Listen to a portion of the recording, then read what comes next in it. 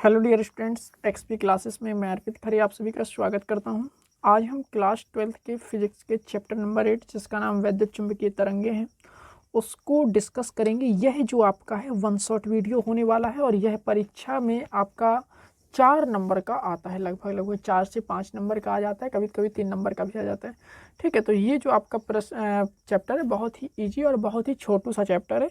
तो इसमें एक ही वीडियो में अपन इसमें संपूर्ण थ्योरी, संपूर्ण डेरिवेशन और संपूर्ण न्यूमेरिकल्स को कवर करेंगे। तो चलिए स्टार्ट करते हैं बिना किसी देरी के।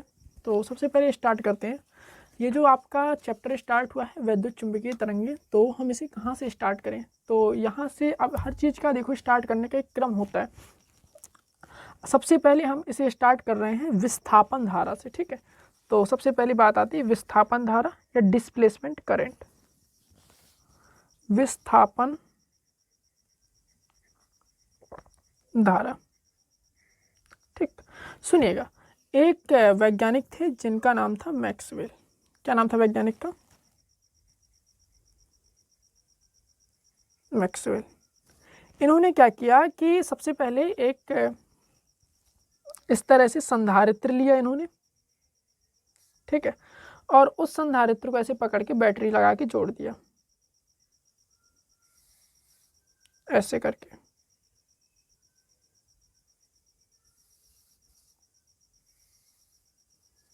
ठीक, ऐसे बैटरी से जोड़ दिया, ये उसका बैटरी का पॉजिटिव सिरा, ये नेगेटिव सिरा, और इस तरह से उसने जोड़ दिया। ठीक है, जैसे ही उसने जोड़ा तो यहाँ से देखा कि यहाँ से ऐसे धारा प्रवाहित होगी, कोई दिक्कत नहीं, यहाँ से ऐसे निकल के ऐसे आएगी, कोई दिक्कत नहीं है। फिर उसने यहाँ पे देखा कि कंपास की सुई, कंपास जानते ना, कंपास दिक् सूचक यंत्र, ठीक है, जिसमें मैग्नेटिक नीडल वगैरह लगी रहती है जो उत्तर दक्षिण दिशा बताता है। ठीक है, तो कंपास लेके आया और उसने यहाँ पे रखा। तो कंपास यहाँ पे जैसे ही रखता है तो वो देखता है कि कंपास की सुई डिफ्लेक्ट हो जाती है। उसने कहा ठीक है, कोई दिक्कत नहीं है, धारा बह रही है, कंपास की सुई डिफ्लेक्ट होगी, कोई दिक्कत की बात नहीं है। ठीक है, क्योंकि जब धारा बहेगी तो उससे क्या चुंबकीय क्षेत्र उत्पन्न होगा, है ना। और जब चुंबकीय क्षेत्र उत्पन्न होगा तो क्या है कि वो अपने आप डिफ्लेक्ट होगी, तो इसका मतलब यहाँ पे चुंबकीय क्षेत्र उत्पन्न है। तो उसने कहा कोई दिक्कत की बात नहीं, कोई टेंशन की बात नहीं है। वही उसने यहाँ पे क्या, तो यहाँ भी बढ़िया चल रहा था, कोई दिक्कत नहीं है। यहाँ तो बीच में धारा है नहीं है, तो ये क्या है आपका, ये पॉजिटिव सिरा है इस तरह से, और ये आपका नेगेटिव आवेशित सिरा है। ठीक, फिर उसने क्या है कि यहाँ पे कंपास रख के देखा। तो जब उसने यहाँ पे कंपास रख के देखा तो उसने देखा कि भाई यहाँ पे भी धारा बह रही है और कंपास डिफ्लेक्ट होने का कोई दिक्कत नहीं, यहाँ पे तो कोई दिक्कत नहीं है। फिर उसका दिमाग घूमा तब जब उसने कंपास को यहाँ रखा। जब उसने कंपास को संधारित्र की प्लेटों के बीच रख के देखा तो घूम गई सुई। उसने कहा भाई यहाँ तो धारा बह भी नहीं रही है, तो यहाँ सुई कैसे घूम सकती है ना, यही है ना। अरे भाई फिजिक्स के नियम भी तो थे कि फिजिक्स का एक ये नियम था कि भाई जब धारा प्रवाहित होगी तो उसके चारों तरफ क्या है कि मैग्नेटिक फील्ड क्या जनरेट हो जाएगा, लेकिन यहाँ पे धारा ही नहीं है ना, तो ये समस्या थी। तो देखो भाई, जैसे ही इसने ऑन किया तो यहाँ से इसमें ये वाली प्लेट क्या होगी, धनावेशित हो गई, ये वाली प्लेट क्या होगी, ऋणावेशित हो गई। तो ये यहाँ पे इलेक्ट्रिक फील्ड ऐसे जनरेट हो गया। क्या हो गया उत्पन्न? इलेक्ट्रिक फील्ड, वैद्युत क्षेत्र यहाँ पे उत्पन्न हो गया। समझना अच्छे से, क्या उत्पन्न हो गया? वैद्युत क्षेत्र। जैसे ही इसने स्टार्ट किया वैद्युत क्षेत्र उत्पन्न हो गया। पहले वैद्युत क्षेत्र नहीं था, अब वैद्युत क्षेत्र उत्पन्न हो गया है। तो वैद्युत क्षेत्र में क्या हुआ? परिवर्तन हुआ।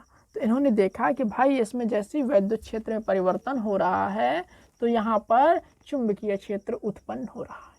क्या देखा कि जैसे ही वैद्युत क्षेत्र में परिवर्तन कर रहे हैं बीच में यहाँ पे, तो चुंबकीय क्षेत्र उत्पन्न हो रहा है। कुछ समय बाद फिर ये देखता है कि जब ये बंद कर देता है तो फिर यहाँ परिवर्तन हो जाता है, फिर यहाँ धारा बहने लगती है, फिर यहाँ पे कंपास की नीडल क्या डिफ्लेक्ट होने लगती है। तो इसने क्या देखा? इसने ये देखा कि जैसे ही हम इसे चार्जिंग करते हैं, तो जैसे मान लो यहाँ पे चार्जिंग लिख लो भैया थोड़ी देर के लिए, जैसे हम इसे चार्ज करते हैं तो इसमें क्या है कि वैद्युत क्षेत्र जो है ई का मान क्या हो जाता है? बढ़ जाता है। और डिस्चार्ज हो रहा होता है तब क्या होता है? तो वैद्युत क्षेत्र का मान क्या हो जाता है? घट जाता है। अब देखो दोनों ही कंडीशन में ई के मान में चेंजेस आ रहे हैं, ई के मान में परिवर्तन आ रहा है, यानी वैद्युत क्षेत्र का जो मान है दोनों ही कंडीशन में बदल रहा है। तो अब देखो जैसे ही वैद्युत क्षेत्र का मान बदलेगा तो यहाँ पे क्या है कि चुंबकीय क्षेत्र उत्पन्न होगा, है ना। तो इसने क्या देखा कि भाई वैद्युत क्षेत्र के मान में जैसे ही परिवर्तन होता है तो चुंबकीय क्षेत्र क्या होता है, उत्पन्न होता है। तो यहाँ पे लिख लेते हैं थोड़ा सा, जैसे ही वैद्युत क्षेत्र के मान में क्या होता है, परिवर्तन होता है, तो क्या होता है, चुंबकीय क्षेत्र उत्पन्न होता है। ठीक, कोई दिक्कत नहीं। लेकिन क्या है कि चुंबकीय क्षेत्र उत्पन्न अपन को कैसे करना था फिजिक्स के अनुसार, तो फिजिक्स कहती है भाई चुंबकीय क्षेत्र तब उत्पन्न होगा जब उसमें धारा आ रहा बहेगी। अब ये समस्या है, तो उसने कहा मान लेते हैं यहाँ पे कोई धारा बह रही है, यहाँ पे वैद्युत क्षेत्र परिवर्तन में यहाँ पे क्या हो रहा है, धारा बह रही है, और इस धारा को ही बोलते हैं अपन डिस्प्लेसमेंट करंट, या अपन क्या कहते हैं, विस्थापन धारा।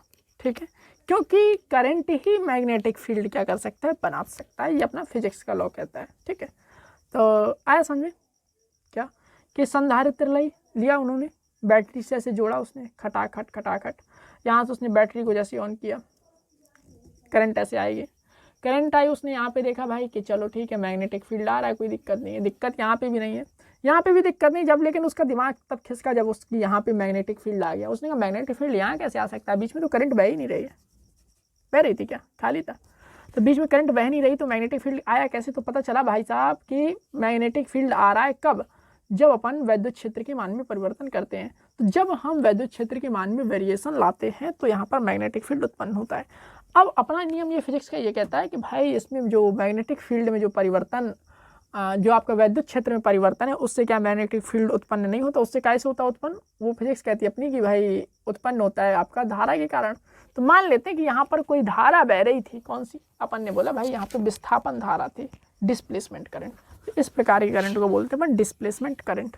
इसकी जो वैल्यू होती है वो कैसी होती है, तो यहाँ पे लिख लो डिस्प्लेसमेंट करंट की जो वैल्यू है ID, डी मतलब विस्थापन धारा, डिस्प्लेसमेंट करंट, तो इसकी वैल्यू होती है epsilon naught D phi E, E मतलब जो वैद्युत फ्लक्स है उसमें परिवर्तन बटे dt, this is the value of displacement current. चलिए अब हम देखें टोटल वैल्यू क्या होती है, तो टोटल वैल्यू ऑफ करंट होती है I बराबर ID प्लस IC, IC क्या, चालक धारा और प्लस विस्थापन धारा। अब भैया ये क्या है, अरे यहाँ पे बहेगी तो यहाँ पे डिस्प्लेसमेंट करंट नहीं होगा, यहाँ पे बहेगा तो IC 0 होगा, है ना, ओवरऑल जो धारा है वो आपकी क्या रहेगी, सेम ही रहने वाली है। ठीक है, चलिए तो चलिए इसके आगे थोड़ा सा लिख लेते हैं, हल कर लेते हैं, थोड़ा प्रयास करते हैं इसके आगे। तो सबसे पहले बात आती है कि एम्पियर मैक्सवेल का परिपथीय समीकरण। ठीक, ये तो कहानी हो गई, यहाँ पे लिख लेते हैं एम्पियर मैक्सवेल का परिपथीय समीकरण। एम्पियर मैक्सवेल, ओ अधिग्रहण हो गया क्या इसका, का परिपथीय समीकरण।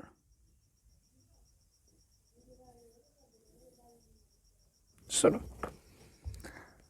कहानी वही है कि ये आपका संधारित्र है, ठीक है, और वैद्युत परिपथ से जुड़ा हुआ है, परिवर्ती धारी मान लेते हैं, इसमें परिवर्ती धारा I बह रही है जो कि t के रिस्पेक्ट में फंक्शन वाली है। ठीक है, और मान लेते हैं कि इसके संधारित्र के बाहर बिंदु, यहाँ पे कोई बिंदु मान लेते हैं कि मान लो भैया यहाँ पे बिंदु P है। ठीक है, और यहाँ पर अपन को क्या करना है, चुंबकीय क्षेत्र ज्ञात करना है। ठीक है, तो यहाँ पे अपन ने मान लिया कि चुंबकीय क्षेत्र भैया अपन को यहाँ पे ज्ञात करना है। ठीक है, अब क्या करेंगे कि इसके लिए अपन करेंगे कि धारावाही चालक को केंद्र मानकर r त्रिज्या का एक वृत्ताकार लूप ले लेंगे जिसका तल तार के लंबवत है। तो अपन ने इस तरह से एक वृत्ताकार लूप ले लिया जो कि तार के लंबवत है, इसकी त्रिज्या r है और ये इस तरह से है। ठीक है, ओके।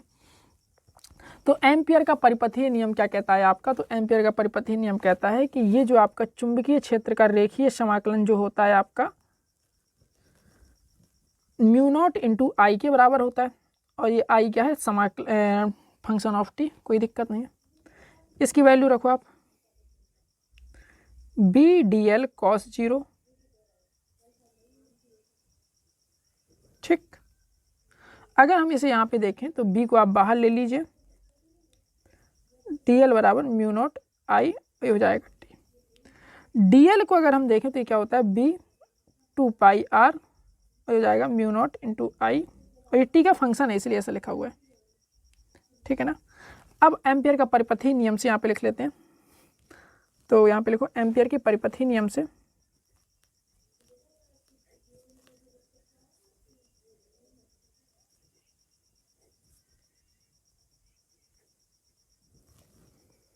एम्पियर की परिपथी नियम से B dot D L equal to B2πr और ये आपका रहेगा 0। ठीक है। अगर हम वैद्युत क्षेत्र की बात करें तो वैद्युत क्षेत्र क्या होता है, sigma upon epsilon not. Sigma की वैल्यू होती है Q अपॉन A और ये हो जाएगा Q upon A epsilon not. ठीक है। अब हम गॉस की प्रमेय की बात करें तो गॉस की प्रमेय क्या कहती थी, बंद चुंबकीय फ्लक्स से गुजरने वाला वैद्युत फ्लक्स के इकाई के बराबर होता है Q बटे एप्सिलॉन नॉट के। और इसकी वैल्यू अगर हम देखें तो ये वैल्यू होती है आपकी E इंटू ए के बराबर। E की वैल्यू यहाँ पे रख दो तो ये आपका हो जाएगा Q बराबर ये इंटू एप्सिलॉन नॉट। ठीक, अरे ये तो इतना होता ही है ना। ठीक है ना। अब देखो आई की बात करते हैं तो आई बराबर क्या होता है डी क्यू बटे डी टी, डी बटे डी टी। क्यू की वैल्यू रख दो epsilon naught phi E, epsilon naught को बाहर निकाल लो D over D T phi E. तो यही आपका विस्थापन धारा थी। ठीक है। और विस्थापन धारा ये मैक्सवेल ने बताई हुई थी। ठीक है। मैक्सवेल नाम के एक महान वैज्ञानिक थे। और ये जो विस्थापन धारा है इसका मात्रक भी आपका क्या होता है, एम्पियर होता है। चलिए अब चलते हैं आगे की तरफ। अभी इससे पहले अपन ने चर्चा की थी कि जो कुल धारा प्रवाहित होती है वो IC और ID के बराबर होती है। IC मतलब चालन धारा और ID मतलब विस्थापन धारा के योग के बराबर होती है। तो यहाँ पे लिख लेते हैं किसी भी सतह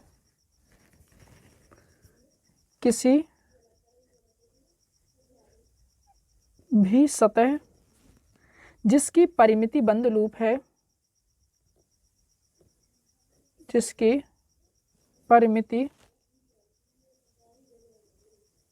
बंद लूप है, जिसकी परिमिति बंद लूप है में प्रवाहित कुल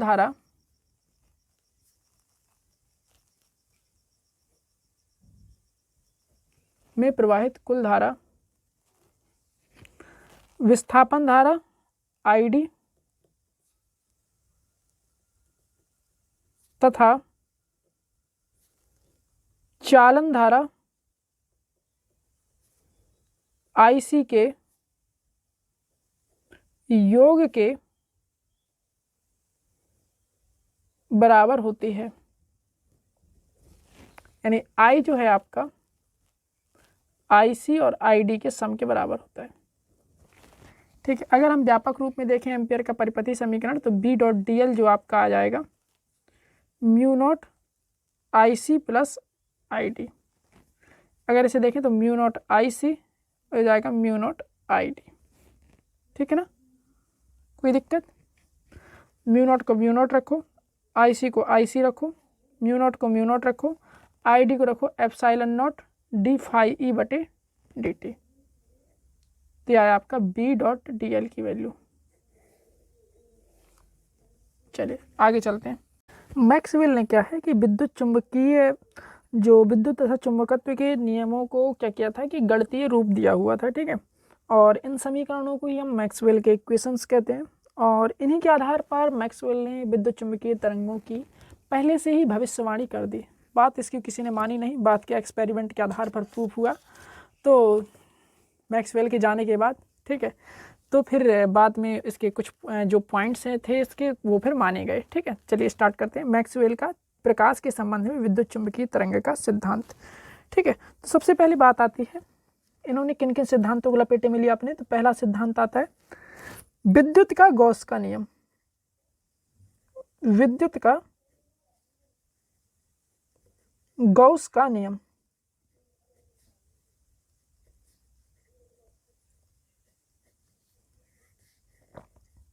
मैक्सवेल ने इसके अनुसार क्या बताया, इस पर क्या अपनी टिप्पणी की। तो इन्होंने बताया कि पहले इस नियम को देख लेते हैं कि किसी बंद पृष्ठ से बद्ध विद्युत फ्लक्स के पृष्ठ द्वारा मिले आवेश का कितना होता है 1/एप्सिलॉन गुना होता है। तो वही था। तो लिख लो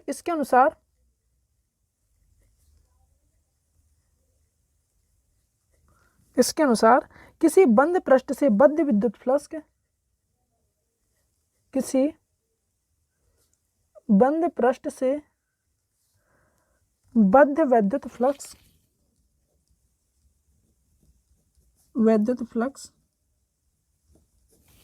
किसी बंद पृष्ठ से बद्ध विद्युत फ्लक्स पृष्ठ द्वारा मिले आवेश का 1/ε0 गुना होता है। पृष्ठ द्वारा मिले नेट आवेश का 1/ε0 गुना होता है। इक्वेशन क्या दी? E vector dot D A vector equal to Q/ε0। ठीक है, तो Q आपका आवेश है, ठीक है, और A जो है आपका पृष्ठ क्षेत्रफल है, और यह जो समीकरण है यह मैक्सवेल का प्रथम समीकरण कहलाता है। ठीक है, और इस समीकरण में जो Q है E का स्रोत है, और यह समीकरण स्थिर तथा गतिमान दोनों आवेशों के लिए सत्य है। तो इसे आप लिख सकते हैं, यह समीकरण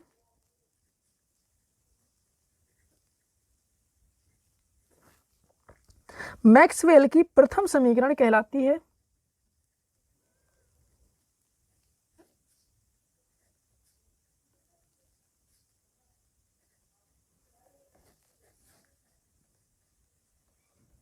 ठीक है, और इस समीकरण में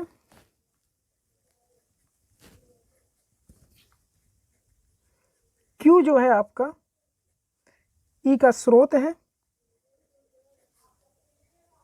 और आप क्या कह सकते हैं, यह समीकरण गतिमान तथा स्थिर दोनों आवेशों के लिए सत्य है। यह समीकरण गतिमान तथा स्थिर दोनों आवेशों के लिए सत्य है।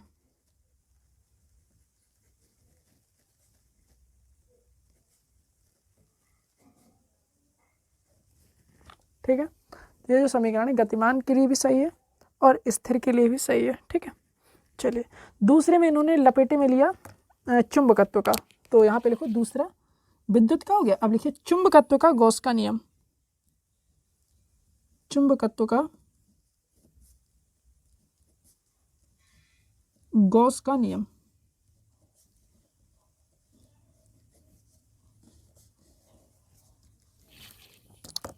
तो इसके अनुसार किसी बंद पृष्ठ से बद्ध चुंबकीय फ्लक्स,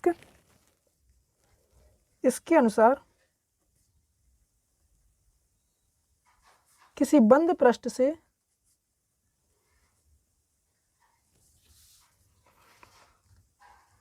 बद्ध चुंबकीय फ्लक्स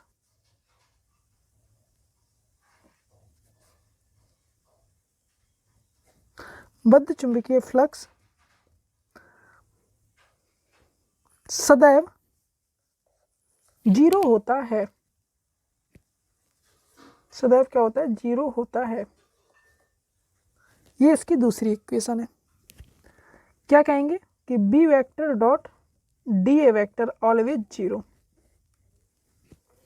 ठीक है, अब सुनिएगा, यह जो समीकरण है यह आपका द्वितीय समीकरण कहलाता है, और यह नियम से यह प्रदर्शित होता है कि जो प्रकृति में जो है चुंबकीय ध्रुव जो होते हैं उनका कोई अस्तित्व नहीं होता। ठीक है, तो इन सब चीज़ों को लिख लेते हैं।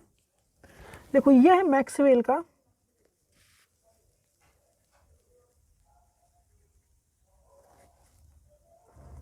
द्वितीय समीकरण कहलाता है।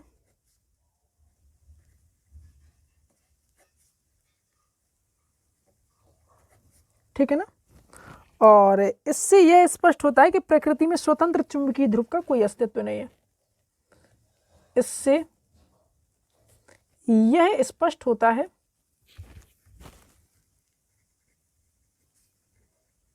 कि स्वतंत्र चुंबकीय ध्रुव का कोई अस्तित्व नहीं है। प्रकृति में स्वतंत्र चुंबकीय ध्रुव का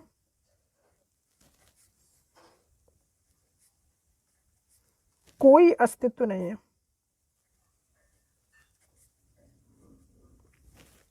चलिए आगे चलते हैं। तीसरा जो है, तीसरे में इन्होंने फैराडे के नियम को लपेटा, तो इसे बोलेंगे विद्युत चुंबकीय प्रेरण का फैराडे का नियम।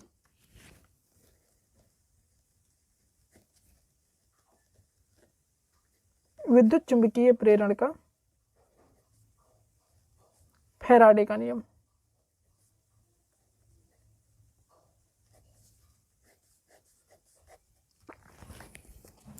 तो क्या क्या बोलेंगे इसके लिए? तो किसी बंद परिपथ में प्रेरित विद्युत वाहक बल परिपथ से बद्ध चुंबकीय फ्लक्स के परिवर्तन के ऋणात्मक दर के बराबर होता है, वो फैराडे का नियम है। क्या लिखेंगे? इसके अनुसार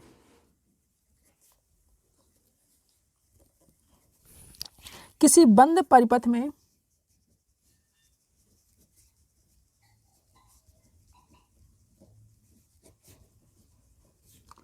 प्रेरित विद्युत वाहक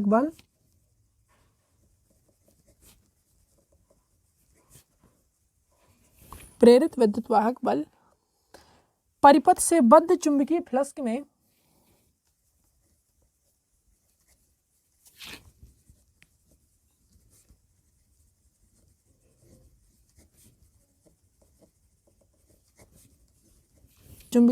में परिवर्तन की दर का ऋणात्मक होता है।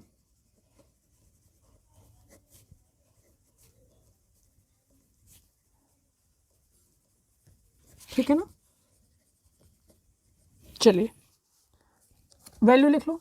E बराबर क्या होता है? डी फाई बी बटे डी टी, और यहाँ आ जाएगा माइनस का।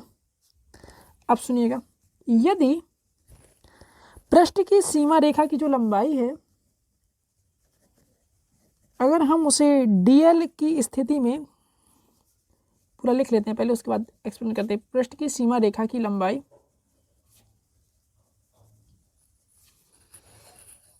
के खंड dl की स्थिति पर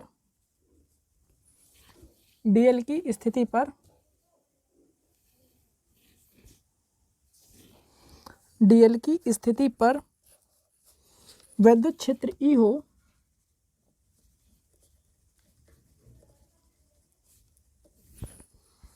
तो विद्युत वाहक बल जो आपका E बराबर होगा E vector dot dl vector. ठीक है ना? और एक बात और, E vector dot dl vector इसीलिए इसके बराबर हो जाएगा। ठीक है, इस चीज को एक बार और लिख लेते हैं कि E vector dot dl vector D phi B बटे डी टी। पता है इससे क्या स्पष्ट होता है? इससे ये स्पष्ट होता है कि जब चुंबकीय क्षेत्र में परिवर्तन होता है ना, ठीक है, तो उससे क्या विद्युत क्षेत्र उत्पन्न होता है। ठीक है, ये मैक्सवेल का तीसरा समीकरण हो गया। चौथा समीकरण देखो, एम्पियर मैक्सवेल का परिपथीय समीकरण। यहाँ पे चौथा समीकरण जो है आपका, एम्पियर मैक्सवेल का परिपथीय नियम।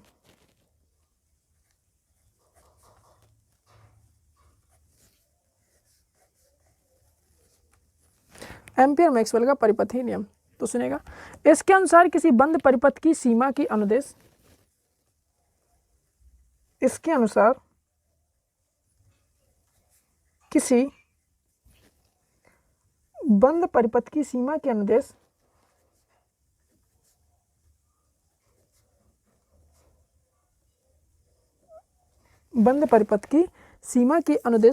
चुंबकीय क्षेत्र का रेखीय समाकलन, चुंबकीय क्षेत्र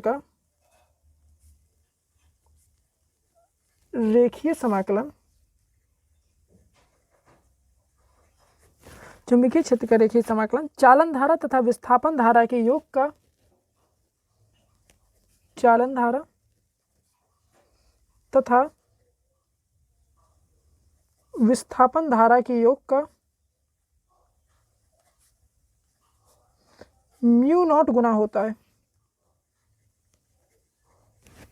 ठीक है ना? इसे कैसे बोलेंगे? तो बी डॉट डी एल बराबर म्यू नॉट चालन धारा और विस्थापन धारा। ठीक है। और यहाँ आप विस्थापन धारा के बारे में भी पढ़ रखा था कि क्या आया था, एप्सिलॉन d/dt, और यहाँ पे आया था फाई ई। ठीक है, चलिए अब चलते हैं आगे। वैद्युत चुंबकीय तरंगे तथा इनके अभिलक्षण। अब बात आती है वैद्युत चुंबकीय तरंगे क्या होती हैं, इनके अभिलक्षण क्या होते हैं। ठीक है, तो सबसे पहले बात आती है कि इनकी जो स्टार्टिंग कैसे हुई थी। तो ब्रिटिश के वैज्ञानिक जिनका नाम था मैक्सवेल, ठीक है, उन्होंने क्या है कि गणितीय सूत्रों के आधार पर, तो जो अभी पीछे अपन ने नियम पढ़े, सूत्र पढ़े, ये तो प्रमाणित कर दिया कि जब किसी वैद्युत परिपथ में वैद्युत धारा बहुत ही अधिक उच्च आवृत्ति के साथ क्या होती है, बदलती है, या आप कह सकते हैं परिपथ में उच्च आवृत्ति के साथ वैद्युत दोलन होते हैं, तो उस परिपथ से ऊर्जा जो है तरंगों के रूप में क्या होने लगती है, संचरित होने लगती है, चारों तरफ प्रसारित होने लगती है। और इन तरंगों को हम क्या कहते हैं, विद्युत चुंबकीय तरंगे कहते हैं। ठीक है, इन तरंगों में जो वैद्युत क्षेत्र ई है और चुंबकीय क्षेत्र जो बी होता है वो परस्पर कैसे होते हैं, लंबवत होते हैं, और तरंग के संचरण की दिशा के भी कैसे होते हैं, लंबवत होते हैं। क्लियर इतना? तो चलिए बस यही चीज़ें लिखना है, बस और कुछ नहीं है। यहाँ पे लिखिए ब्रिटिश वैज्ञानिक मैक्सवेल ने, तो यहाँ पे सीधे सीधे लिखो मैक्सवेल ने, ठीक है ना, गणितीय सूत्रों के आधार पर प्रमाणित कर दिया था कि गणितीय सूत्रों के आधार पर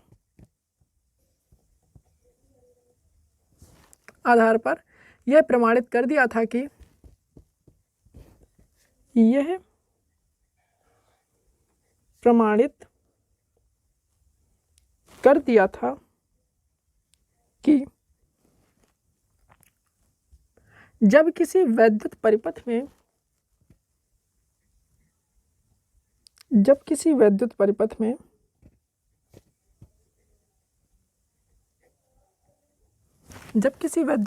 में वैद्युत धारा बहुत उच्च आवृत्ति से बदलती है,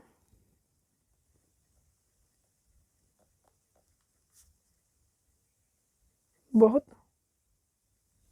उच्च आवृत्ति से बदलती है, बहुत उच्च आवृत्ति से बदलती है, तो उस परिपथ से ऊर्जा तरंगों के रूप में, तो उस परिपथ से ऊर्जा तरंगों के रूप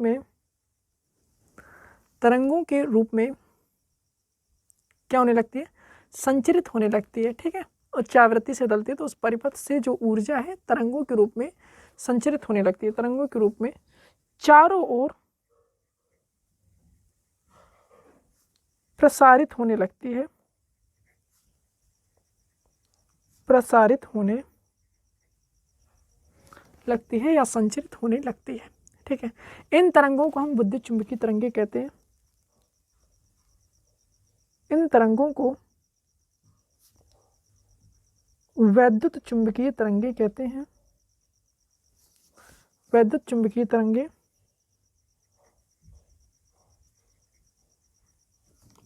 कहते हैं।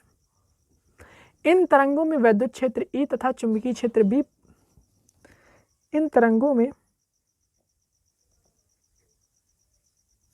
वैद्युत क्षेत्र ई, चुंबकीय क्षेत्र बी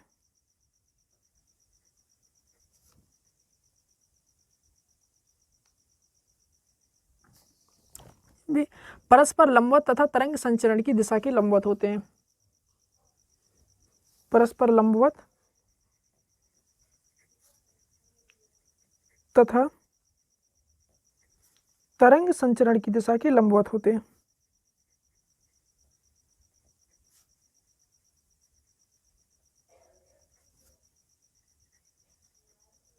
ठीक है, तो परस्पर लंबवत होते हैं और तरंग संचरण की दिशा के भी कैसे होते हैं, लंबवत होते हैं। ठीक है, अब इन तरंगों के संचरण के लिए माध्यम का होना आवश्यक नहीं है। यहाँ पे लिख सकते हैं इन तरंगों के संचरण के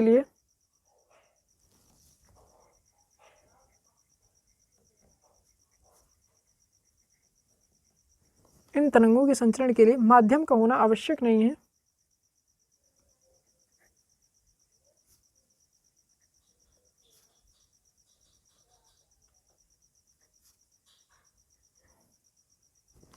आवश्यक नहीं है। विद्युत चुम्बकीय तरंगे हम कह सकते हैं कि निर्वात में भी चल सकती है। सब मैक्सवेल पहले बता चुका है, ठीक है। यहाँ पे लिखेंगे विद्युत चुम्बकीय तरंगे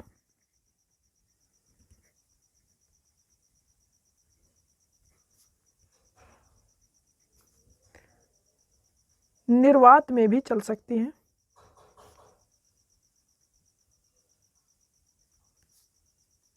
ठीक है ना। और चाल वही रहेगी जो प्रकाश की, ठीक है। इनकी चाल निर्वात में 3 × 10⁸ मीटर प्रति सेकंड होती है, ठीक है। और इसी आधार पे मैक्सवेल ने बताया कि जो प्रकाश है वो भी विद्युत चुम्बकीय तरंगों के रूप में संचरित होता है, ठीक है। क्लियर इतना। तो ये मैक्सवेल की कहानी थी। चलो अब इसने बताया कैसे, तो ये और सुनो। तो ग्राफ आप बना के दिखा दूँ थोड़ा सा। उसने कहा ये आपका विद्युत क्षेत्र कहा ई है, ठीक है, कोई दिक्कत नहीं है। उसने कहा ये आपका चुंबकीय क्षेत्र, हमने कहा ठीक, कोई दिक्कत नहीं। और ये उसकी संचरण की दिशा, उन्होंने कहा पहले ये तीनों लंबवत हैं, ठीक है, क्योंकि वो जो चल रही है वो जो तरंग है वो विद्युत क्षेत्र चुंबकीय क्षेत्र दोनों की लंबवत है। संचरण की दिशा, ओके। चलो बनाते हैं। तो सबसे पहले विद्युत क्षेत्र वाले को बना लेते हैं। बना आपका ये ई, ठीक है, इस तरह से बनेगा, ठीक है। और यहां से चुंबकीय क्षेत्र वाले को बना लो,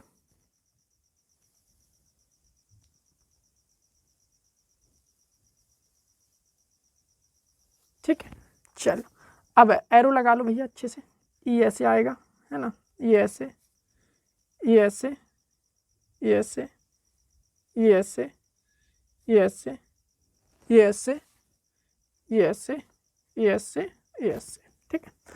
और इसके लिए देखो तो बी कहाँ की तरफ आ रहा है, ऊपर की तरफ आ रहा है, ये ऐसे, ये ऐसे, ऐसे, ऐसे, ये ऐसे, ऐसे, ऐसे, इस तरह से। अब यहाँ पे क्या है कि ई की जो डायरेक्शन है वो कैसे आ रही है, ऊपर की तरफ। तो ई की डायरेक्शन ऐसे लिखो, ऐसे, ऐसे। ये बी की डायरेक्शन है,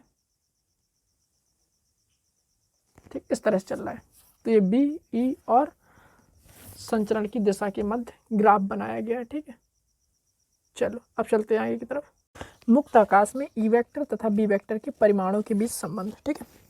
चलिए तो मान लेते हैं, यहाँ पे लिख लो, माना ज्यावक्रीय विद्युत चुंबकीय तरंग मुक्त आकाश में, ज्यावक्रीय, ज्यावक्रीय मतलब साइन वाला, विद्युत चुंबकीय तरंग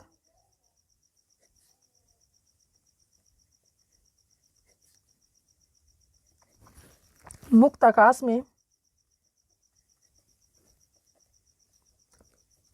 धन एक्स अक्ष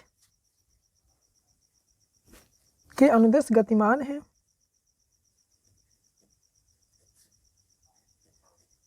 गतिमान है, जिसकी तरंग संख्या के तथा कोणीय आवृत्ति ओमेगा है, जिसकी तरंग संख्या के तथा कोणीय आवृत्ति ओमेगा है,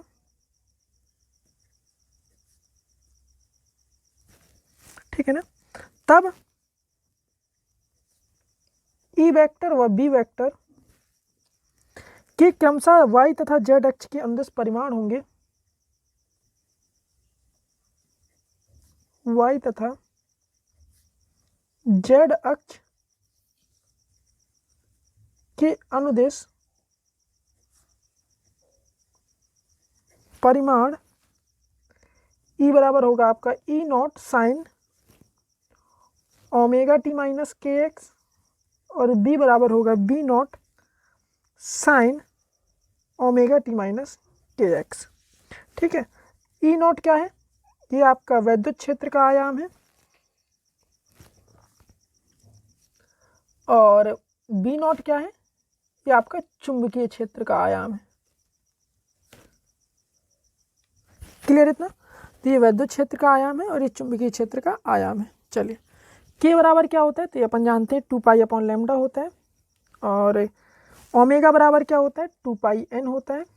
चलिए अगर अब हम ओमेगा अपॉन के की वैल्यू की बात करें तो ओमेगा की वैल्यू लिखो 2 पाई एन और इसकी वैल्यू लिखो 2 पाई बटे लैम्डा, तो हो जाएगा एन लैम्डा। एन लैम्डा बराबर क्या होता है सी बराबर एन लैम्डा। क्लियर इतना।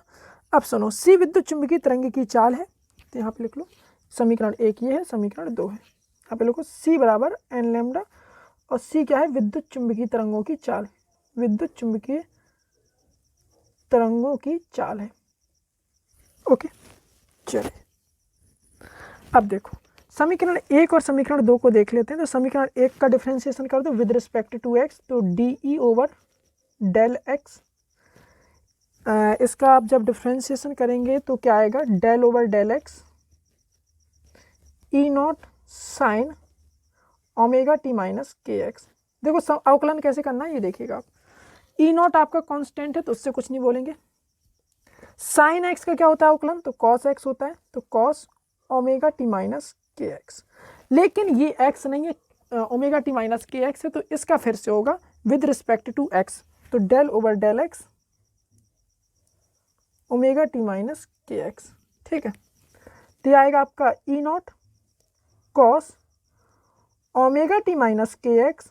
अब देखो ओमेगा टी और एक्स ये दोनों तो कांस्टेंट हो जाएंगे इसके लिए, क्योंकि अपन पार्शियल डिफरेंशिएट कर रहे हैं, तो हो जाएगा आपका 0 माइनस, अब ये del over del X of K X,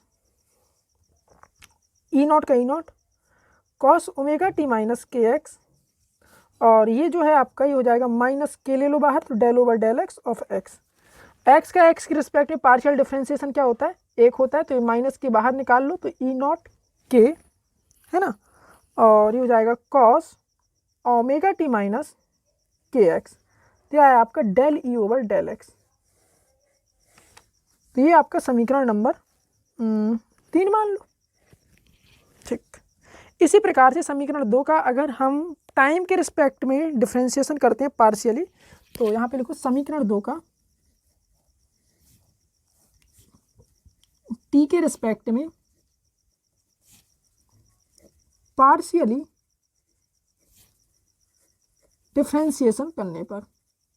ठीक है, तो समीकरण 2 आपका ये है, तो इसका टी के रिस्पेक्ट में करेंगे तो del B over del T, del over del T B naught sine omega T minus K X. कोई दिक्कत नहीं है, बी नॉट आपका कांस्टेंट है, del over del T sine omega T minus K X. Okay, B naught आपका constant है, उससे कुछ नहीं बोलेंगे। साइन का डिफरेंशिएशन क्या होता है, कॉस, यहाँ पे लिखो लो cos omega T minus K X. लेकिन ये जो है टी नहीं है, पूरा अलग है इससे, तो यहाँ पे इसका फिर से होगा, तो del over del T omega T minus K X. B naught का बी नॉट, कॉस का cos omega T minus K X रहेगा, और इसका अलग अलग होगा, तो हो जाएगा इसका कराएंगे तो हो जाएगा del over del T of omega T, del over del T of K X. B naught का बी नॉट, कॉस का cos omega T minus K X, omega का ये कराएंगे ओमेगा टी का, तो ये ओमेगा रहेगा, इसका हो जाएगा आपका 0, तो B naught omega cos omega T minus K X, यह है आपका del B over del T.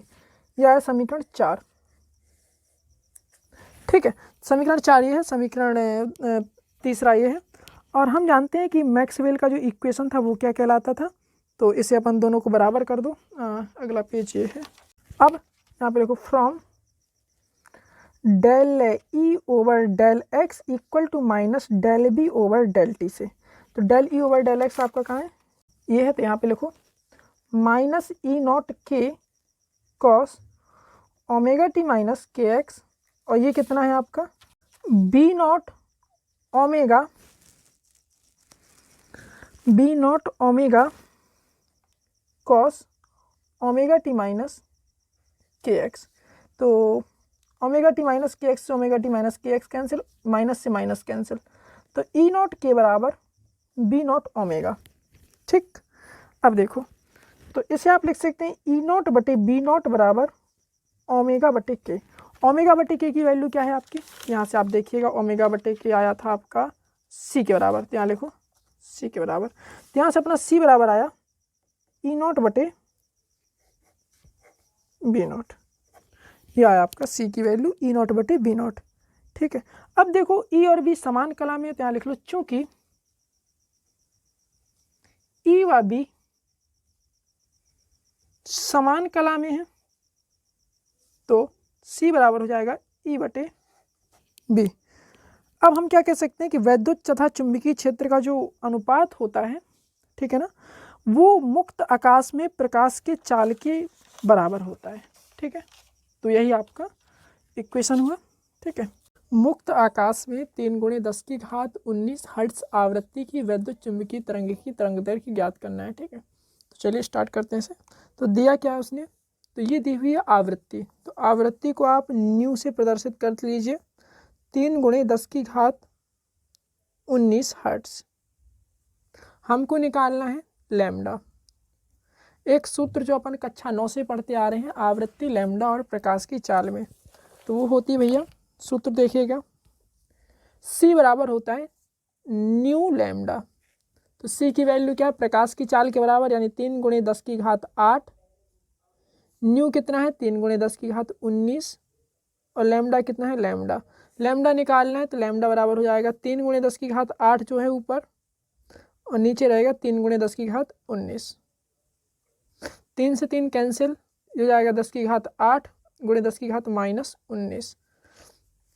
Solve होगा ये, तो आएगा आपका 10⁻11, और 10⁻11 को अपन क्या बोलेंगे, इसे आप ऐसे लिख सकते हैं कि 0.1 × 10⁻10 है ना, और 10⁻10 को अपन बोलते हैं एंगस्ट्रॉम, तो इसे बोलेंगे 0.1 एंगस्ट्रॉम। आपको ये लिखना हो ये भी सही है, नहीं तो ये मीटर में लिखना हो तो ये सही है। ठीक है, चलिए अब चलते हैं प्रश्न नंबर दूसरा। तो प्रश्न नंबर दूसरा कह रहा है कि 3000 एंगस्ट्रॉम तरंग दैर्घ्य वाली, यानी अपना ये लैम्डा की वैल्यू दी है 3000 एंगस्ट्रॉम, इसे आप सही से लिखिए, एसआई मात्रक में बदलेंगे तो ये हो जाएगा आपका 3000 का 3000, और एंगस्ट्रॉम से मीटर में बदलेंगे 10⁻10 मीटर। थोड़ा अच्छे से लिखेंगे तो हो जाएगा 3 × 10⁻7 मीटर। वैद्युत चुंबकीय तरंग की आवृत्ति, यानी अपन को क्या निकालना है, न्यू निकालना है। सी अपने पास होता है 3 × 10⁸ मीटर पर सेकेंड। ठीक है, सूत्र वही, सी बराबर क्या होता है, न्यू लैम्डा। सी की वैल्यू लिखो 3 × 10⁸। न्यू कितना है, तो न्यू अपन को निकालना है, लैम्डा है 3 × 10⁻7, 3 × 10⁻7, ये नीचे आएगा, तो न्यू बराबर आएगा 3 × 10⁸, 3 × 10⁻7, 3 से 3 कैंसिल हो गया, ये ऊपर जाएगा तो 10⁸ इंटू 10⁻7 ऊपर जाएगा तो +7, तो जाएगा आपका 10⁻15 हर्ट्ज। ठीक है, चलिए अब चलते हैं आगे की तरफ, अगले प्रश्न की तरफ। प्रश्न नंबर 3 जो कि कहता है एक समतल विद्युत चुंबकीय तरंग के दोलित्र चुंबकीय क्षेत्र का जो समीकरण दे रखा है वो आपका दे रखा है B बराबर sin 2 × 10⁻11t + 300πx। दोलित्र वैद्युत चुंबक क्षेत्र का क्या करना है, अपन को व्यंजक लिखना है। ठीक है, कोई दिक्कत नहीं है।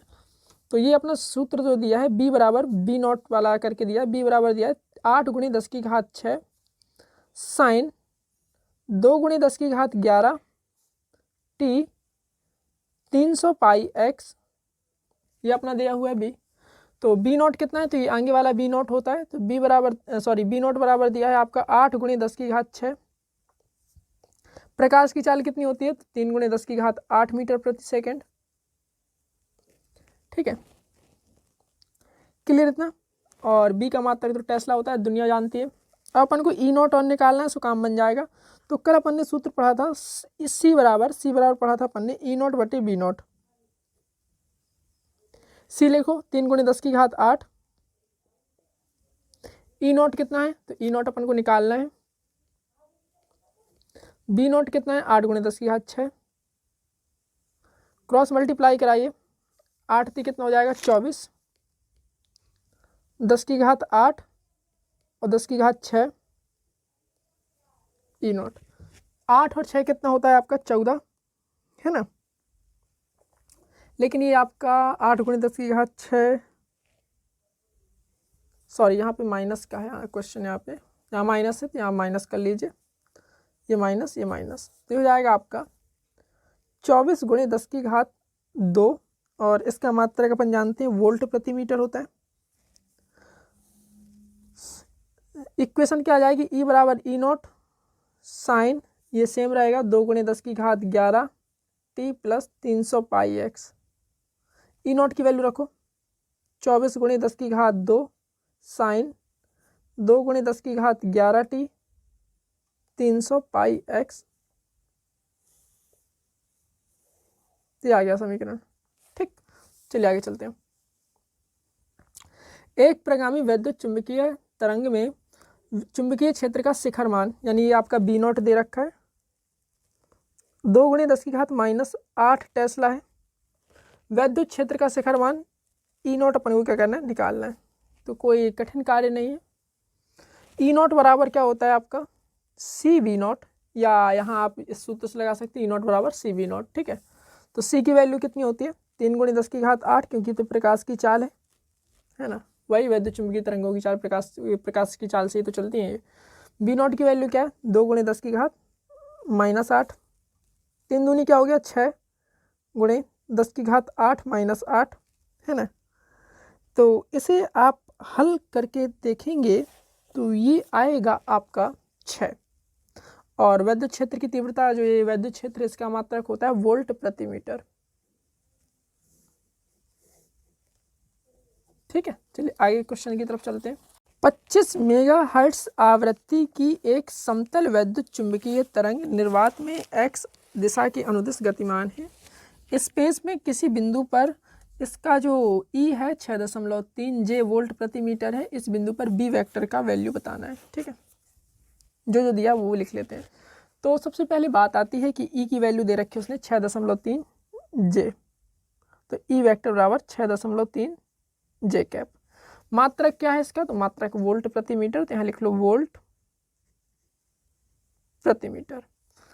ठीक, और क्या दे रखा है, और C तो अपन जानते हैं C बराबर कितना होता है 3 × 10⁸ मीटर प्रति सेकेंड। सबसे पहले B निकाल लेते हैं। B बराबर क्या होता है E/C। ठीक, E की वैल्यू 6.3 है और C की वैल्यू है 3 × 10⁸। 3 से काटो तो 2.1 बार में कटेगा, ऊपर जाएगा तो यह आएगा आपका 2.1 × 10⁻⁻8 टेस्ला। सुनिएगा, अब जो तरंग है वो किस दिशा में गतिमान है, वो x दिशा में गतिमान है। ठीक है, और ये जो वैद्युत क्षेत्र है वो क्या है, वो है आपका y दिशा में, क्योंकि यहाँ पे J कैप लिखा है। तो ये किस दिशा में होगा, तो ये होगा आपका K कैप।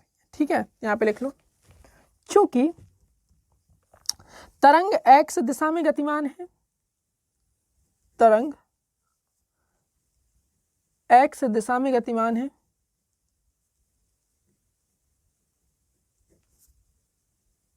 ठीक है, और यहाँ पे लिखेंगे E वेक्टर y अक्ष के अनुदिश है,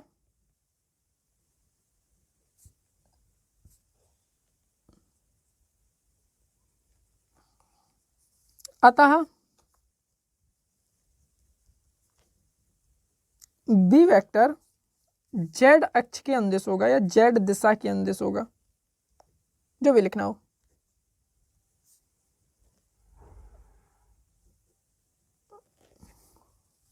इसे अच्छे से लिखना हो तो यहाँ से आप B वेक्टर की वैल्यू लिख सकते हैं 2.1 × 10⁻⁸ K कैप टेस्ला। चलिए आगे चलते हैं। क्वेश्चन संख्या 6, निर्वात में किसी विद्युत चुंबकीय तरंग के वैद्युत क्षेत्र का आयाम 3 × 10⁻⁻4 वोल्ट प्रति मीटर है। इसके चुंबकीय क्षेत्र का आयाम बताना है। ठीक है, चलिए दिया क्या उसने, वैद्युत चुंबकीय तरंग के वैद्युत क्षेत्र का आयाम, यानी ये आपको दे रखा है उसने E0। E0 कितना दे रखा है 3 × 10⁻⁻4 वोल्ट प्रति मीटर।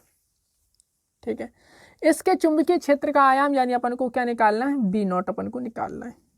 ठीक, तो यहाँ से लिख सकते हैं B0 बराबर क्या होता है E0/C।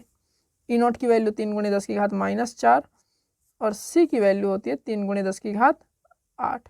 इससे कट जाएगा 10 की घात 8 ऊपर जाएगा, 10 की घात -4 -8, 8 और 4 क्या होता है 12, तो 10 की घात क्या हो जाएगा -12 और मात्रक क्या होगा इसका टेस्ला। आया समझ में? चलिए आगे चलते हैं क्वेश्चन नंबर 7 की तरफ। निर्वात में किसी वैद्युत चुंबकीय तरंग में वैद्युत क्षेत्र का आयाम 15 वोल्ट प्रति मीटर है। सेम क्वेश्चन है, तो ये आपका वैद्युत क्षेत्र का आयाम है 15 वोल्ट प्रति मीटर, यानी ई नॉट दिया है आपका 15 वोल्ट प्रति मीटर। चुंबकीय क्षेत्र का आयाम यानी अपन को क्या निकालना है, बी नॉट निकालना है। सी आप जानते हैं 3 गुणे 10 की घात 8 मीटर प्रति सेकंड होता है। सूत्र भी आप जानते हैं कि बी नॉट बराबर ई नॉट बटे सी होता है। ई नॉट कितना है 15 है और सी लिख लो 3 गुणे 10 की घात 8 होता है, 5 × 15 हो गया। तो यहाँ से अगर बी नॉट की वैल्यू की देखें तो जाएगा आपका 5 गुणे 10 की घात 8, नीचे से ऊपर जाएगा तो -8 और मात्रक वही है टेस्ला।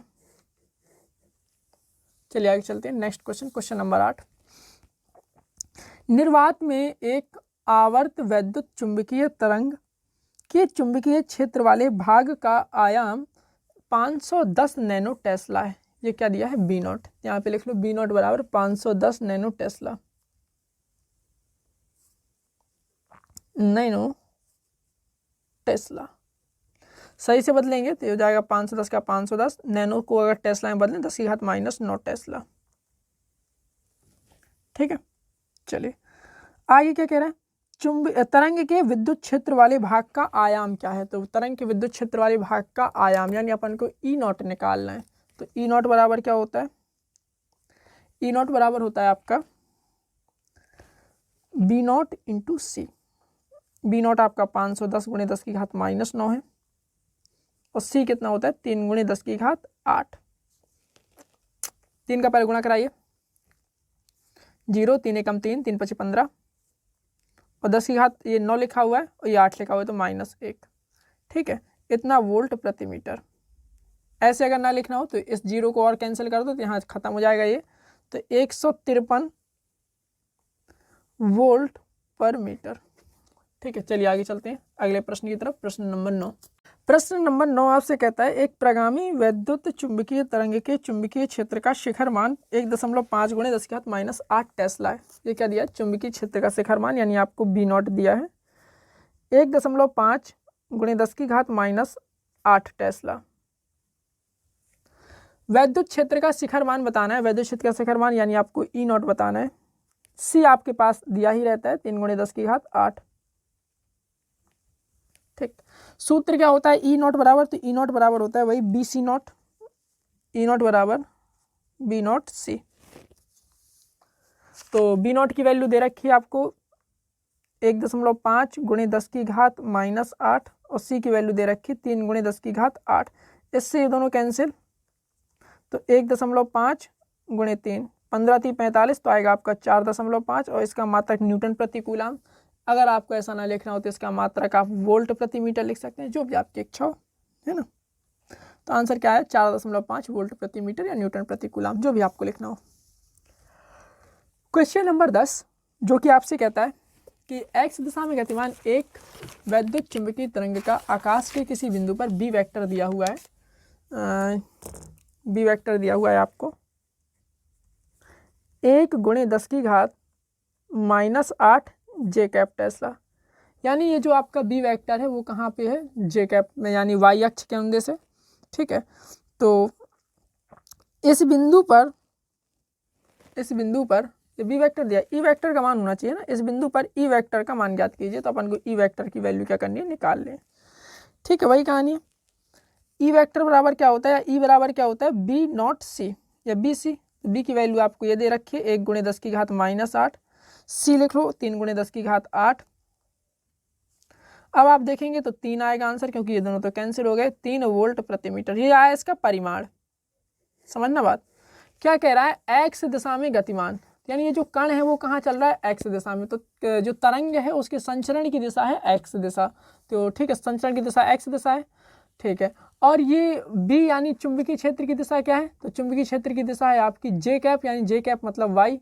तो ई काहे पे है, तो एक्स हो गया, वाई हो गया, बता जेड। तो यहाँ पे लिखेंगे ई वेक्टर बराबर जेड अक्ष के अंदर से एकांक वेक्टर क्या होता है, के कैप। तो 3 के कैप वोल्ट प्रति मीटर, यही चाहिए था। चलिए आगे चलते हैं अगले क्वेश्चन की तरफ, क्वेश्चन नंबर 11। तो क्वेश्चन नंबर 11 अच्छे से पढ़िएगा।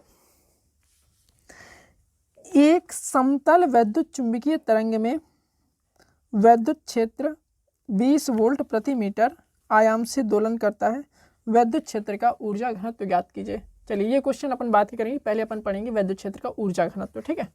तो वैद्युत क्षेत्र का जो ऊर्जा घनत्व होता है वो क्या होता है आपका, तो वैद्युत क्षेत्र का ऊर्जा घनत्व जो होता है वो अपन पहले पीछे चैप्टर्स में पढ़ भी चुके हैं। तो एकांक आयतन में संचित ऊर्जा जो होती है वह आपकी ऊर्जा घनत्व कहलाती है। तो क्या था, U बराबर 1/2 एप्सिलॉन नॉट ई स्क्वायर, ठीक है। लेकिन ये ई कौन सी रहती है, ERMS वाली, रूट मीन स्क्वायर वैल्यू, ठीक है। इसे आप अच्छे से लिखेंगे तो ये हो जाएगा आपका 1/2 का 1/2 एप्सिलॉन नॉट का एप्सिलॉन नॉट, और इसे लिखेंगे ERMS को E0/√2 इसका स्क्वायर। 1/2 का 1/2 एप्सिलॉन नॉट का एप्सिलॉन नॉट, ये हो जाएगा आपका E0 का स्क्वायर, और ये हो जाएगा आपका 2 √2 का स्क्वायर 2, ये हो जाएगा आपका 1/4 एप्सिलॉन नॉट E0 का स्क्वायर। तो ये आ गया आपका ऊर्जा घनत्व का सूत्र। क्या दे रखा है, वैद्युत क्षेत्र यानी 20 वोल्ट प्रति मीटर, ये आपका उसका आयाम दे रखा है वैद्युत क्षेत्र का। तो यहाँ पे आप लिख लीजिए, अब सब वैल्यू है तो 1/4 से 1/4 लिखिए।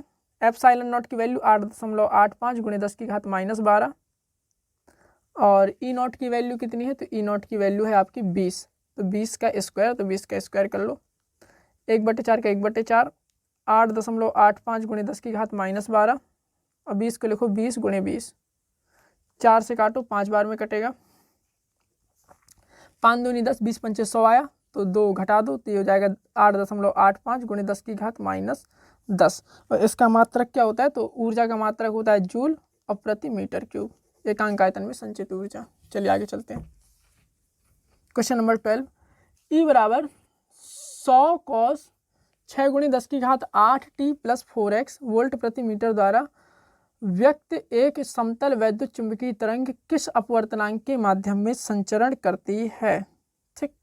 चलिए तो सबसे पहले जो समीकरण दे रखा है वो कैसे दे रखा है, ई वाई बराबर इस तरह से समीकरण आपको दे रखा है, ठीक है, कोई दिक्कत नहीं है। तो इस समीकरण को पहले लिख लो। ई वाई बराबर दे रखा है आपको 100 cos 6 × 10⁸ + 4x, ये समीकरण दे रखा है।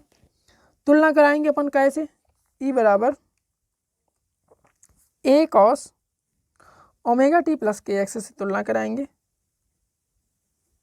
तो a आपका कितना आ गया, 100 आ गया, ठीक है, आयाम, कोई दिक्कत नहीं है। अब देखो ओमेगा कितना है, तो ओमेगा है आपका 6 × 10⁸, ठीक है, मात्रक वही रेडियन प्रति सेकेंड, ठीक है, और k है आपका 4। अब देखो तरंग का वेग कैसे निकालते, तो यहाँ लिख लो तरंग का वेग बराबर ω/k,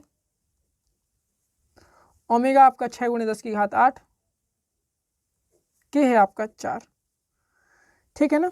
चलो 4 × 6 तो 1.5 आएगा, तो ये हो जाएगा v बराबर 1.5 × 10⁸, और मात्रक वही रहेगा मीटर प्रति सेकेंड। माध्यम का अगर हम अपवर्तनांक देखें तो ये हो जाएगा c/v, निर्वात में चाल बटे माध्यम में चाल, तो निर्वात में जो चाल है वो कितनी हो जाएगी, 3 × 10⁸, और ये कितनी है 1.5 × 10⁸, कैंसिल, 2 बार में कैंसिल, तो अपवर्तनांक कितना आया इसका, 2 आया। तो विद्युत चुंबकीय तरंग 2 अपवर्तनांक वाले माध्यम में क्या कर रही है, संचरण कर रही है, ठीक है। चलिए आगे चलते हैं, नेक्स्ट क्वेश्चन, क्वेश्चन नंबर 13। एक समतल वैद्युत चुंबकीय तरंग में चुंबकीय क्षेत्र की तीव्रता b बराबर इस तरह से दिया हुआ है, तो लिख लेते हैं b बराबर 2 × 10⁻⁻4 साइन 4 × 10⁻15 t-x/c टेस्ला दे रखा है, ठीक है। अधिकतम वैद्युत क्षेत्र की तीव्रता यानी अपन को E0 निकालना है, ठीक है, और उसके संगत ऊर्जा घनत्व का मान निकालना है, ठीक है, कोई दिक्कत नहीं है। तो यहाँ लिख लेते हैं अधिकतम वैद्युत क्षेत्र की तीव्रता और उसके संगत ऊर्जा घनत्व। तो यहाँ पे लिखो अगर हम बी नॉट देखें तो बी नॉट आपका ये होगा, क्योंकि वो आगे वाला बी नॉट होता है, तो 2 × 10⁻⁴ टेस्ला। ई नॉट बराबर क्या होता है, ई नॉट बराबर होता है बी नॉट इंटू सी, तो बी नॉट क्या है 2 × 10⁻⁴, और सी है 3 × 10⁸। 3 दूनी क्या हुआ 6, और × 10⁸ -4, ये हो जाएगा 6 × 10⁴, और ये हो जाएगा मात्रक किसका, वोल्ट प्रति मीटर। और अगर आपको वोल्ट प्रति मीटर मात्रक ना लिखना हो तो न्यूटन प्रति कूलाम भी लिख सकते हैं, जो आपकी इच्छा हो। अब बात आती है औसत ऊर्जा घनत्व, तो यहाँ पे लिखो विद्युत क्षेत्र का औसत ऊर्जा घनत्व, औसत ऊर्जा घनत्व क्या होता है, U बराबर 1/2 एप्सिलॉन नॉट ई नॉट का स्क्वायर। 1/2 का 1/2 रहेगा, एप्सिलॉन नॉट को लिखो 8.85 10⁻12, ई नॉट लिखो 6 × 10⁴ का स्क्वायर। 1/2 को 1/2 लिखो, 8.85 × 10⁻12, 6 × 10⁴, 6 × 10⁴, तो 3 बार में कटेगा, 6 × 18 हुआ, ठीक है। 8.85 × 10⁻12, 18 × 10⁸, ठीक है ना। चलो अब 18 का गुणा कराओ, 18 × 5 = 90, यहाँ से लाई 9, 18 × 8 = 144, 144 और 9 होता है 153, यहाँ से लाई 15, 18 × 8 = 144, 144 और 15, तो 144 और 15 होता है 159, यहाँ लिख लो 159, और दशमलव लगेगा 2 अंक बाद, और ये हो जाएगा 10⁻12 + 8। थोड़ा अच्छे से लिखेंगे तो हो जाएगा आपका 1.593 × 10⁻, 2 अंक और खिसका दो, तो 2 अंक और खिसकाएंगे तो -2 है ना, तो ये हो जाएगा इतने जूल प्रति मीटर क्यूब। यह है आपका ऊर्जा घनत्व। चलिए अब चलते हैं क्वेश्चन नंबर 14 या क्वेश्चन नंबर 14 की तरफ। 25 मेगाहर्ट्ज आवृत्ति की एक समतल विद्युत चुंबकीय तरंग निर्वात में वाई दिशा के अनुदिश गतिमान है। तो आपको क्या दे रखा है, 25 मेगाहर्ट्ज आवृत्ति, तो आवृत्ति की वैल्यू दे रखी है 25 मेगाहर्ट्ज, तो यहाँ लिख लो आवृत्ति यानी न्यू बराबर दे रखा है आपको 25 मेगाहर्ट्ज। सही करेंगे तो इसकी वैल्यू लिखेंगे 25 × 10⁶ हर्ट्ज।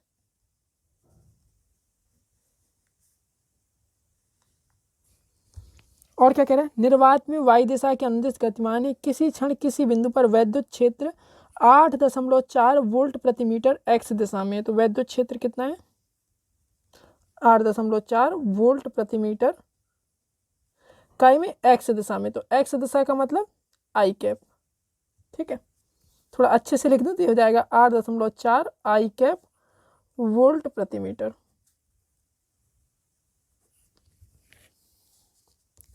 तो इस बिंदु पर निम्नलिखित ज्ञात करना है, चुंबकीय क्षेत्र बी का मान, तो बी वेक्टर का मान ज्ञात करना है, तरंग की तरंग दैर्घ्य लैम्डा निकालना है, ठीक है। चलो तो तरंग दैर्घ्य निकालने में तो कोई दिक्कत है नहीं, और इसमें भी कोई दिक्कत नहीं है। बी बराबर कैसे निकालेंगे, तो बी बराबर अपन जानते हैं E/C होता है। ई की वैल्यू कितनी है 8.4, और सी कितना होता है 3 × 10⁸। 3 से काटो तो 3 दूनी 6, 3 अट्ठे 24, तो 2.8 × 10⁻⁸ वोल्ट प्रति मीटर तो अब आएगा नहीं, इसका मात्रक होगा टेस्ला, लिख लो टेस्ला। थोड़ा अच्छे से लिख लो, तो बी बराबर आया आपका 2.8 × 10⁻⁸ टेस्ला। लेकिन अपन को निकालना है बी वेक्टर का मान, चुंबकीय क्षेत्र का मान, और अच्छे से निकालना है, ठीक है। तो सुनो, तरंग जो है वाई दिशा में गतिमान है, ठीक है, तो ये तरंग की गतिमान होने की दिशा है। वैद्युत क्षेत्र एक्स दिशा में है, तो ये काय में होगा जेड दिशा में। तो इसका अगर हम वेक्टर फॉर्म देखें यानी बी वेक्टर की वैल्यू देखें तो आएगा आपका 2.8 × 10⁻⁸, और जेड दिशा का मतलब के कैप, ये हो जाएगा के कैप टेस्ला। क्लियर नहीं इतना, ठीक है। तो एक चीज़ तो हो गई। अब दूसरा है आपका तरंग का तरंग दैर्घ्य। तो तरंग का तरंग दैर्घ्य के लिए क्या करेंगे हम जानते हैं c बराबर क्या होता है, न्यू लैम्डा। लैम्डा बराबर क्या हो जाएगा, c अपॉन न्यू। c की वैल्यू कितनी है, तो c की वैल्यू होती है 3 × 10⁸। आवृत्ति कितनी है, 25 × 10⁶। ऊपर जाएगा 3 × 10⁸ माइनस 6/25। 3 × 10⁸ माइनस 6 यानी 10⁻2/25। 25 चौको 100, 3 चौको 12, तो 12 और तरंग दैर्घ्य का मात्रक मीटर, तो 12 मीटर आएगा इसका क्या, तरंग दैर्घ्य। चलिए अब चलते हैं क्वेश्चन नंबर 15वीं की तरफ। एक समतल वैद्युत चुंबकीय तरंग के वैद्युत क्षेत्र का आयाम E0 बराबर दे रखा है। यहाँ पे अपन सॉल्यूशन में लिखेंगे E0 बराबर 150 न्यूटन प्रति कूलम। आवृत्ति दे रखी है 50 मेगाहर्ट्ज। सही करेंगे तो 50 मेगाहर्ट्ज को हर्ट्ज में बदलिए 10⁶ हर्ट्ज। ठीक, तरंग के दोलनीय चुंबकीय क्षेत्र के आयाम B0 की गणना करनी है। तो अपन को क्या निकालना है, B0। सूत्र अपन पढ़ चुके हैं बचपन से, तो B0 बराबर क्या होता है, तो B0 बराबर होता है E0/C। क्या लिखो, B0 बराबर होता है आपका E0/C। E0 कितना है, 150, C 3 × 10⁸। काटिए तो 50 आ जाएगा ऊपर और 10⁸ ऊपर जाएगा, 10⁻⁻8 मात्रक टेस्ला। 5 × 10⁻⁻7 टेस्ला। ओके, एक चीज़ तो आ गई, कोणीय आवृत्ति ओमेगा।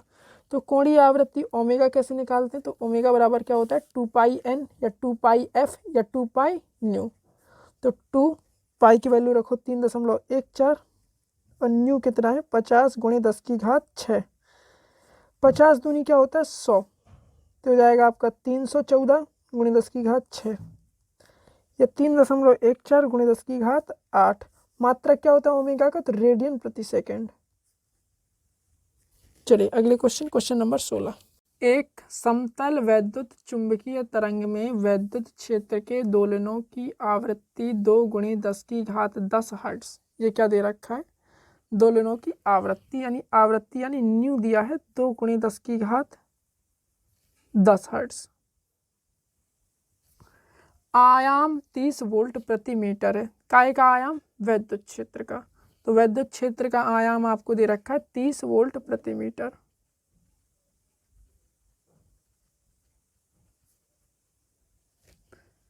तरंग में चुंबकीय क्षेत्र का आयाम बताना है, यानी अपन को क्या बताना है, B0 बताना है। तो E0 बराबर क्या होता है, B0 × C।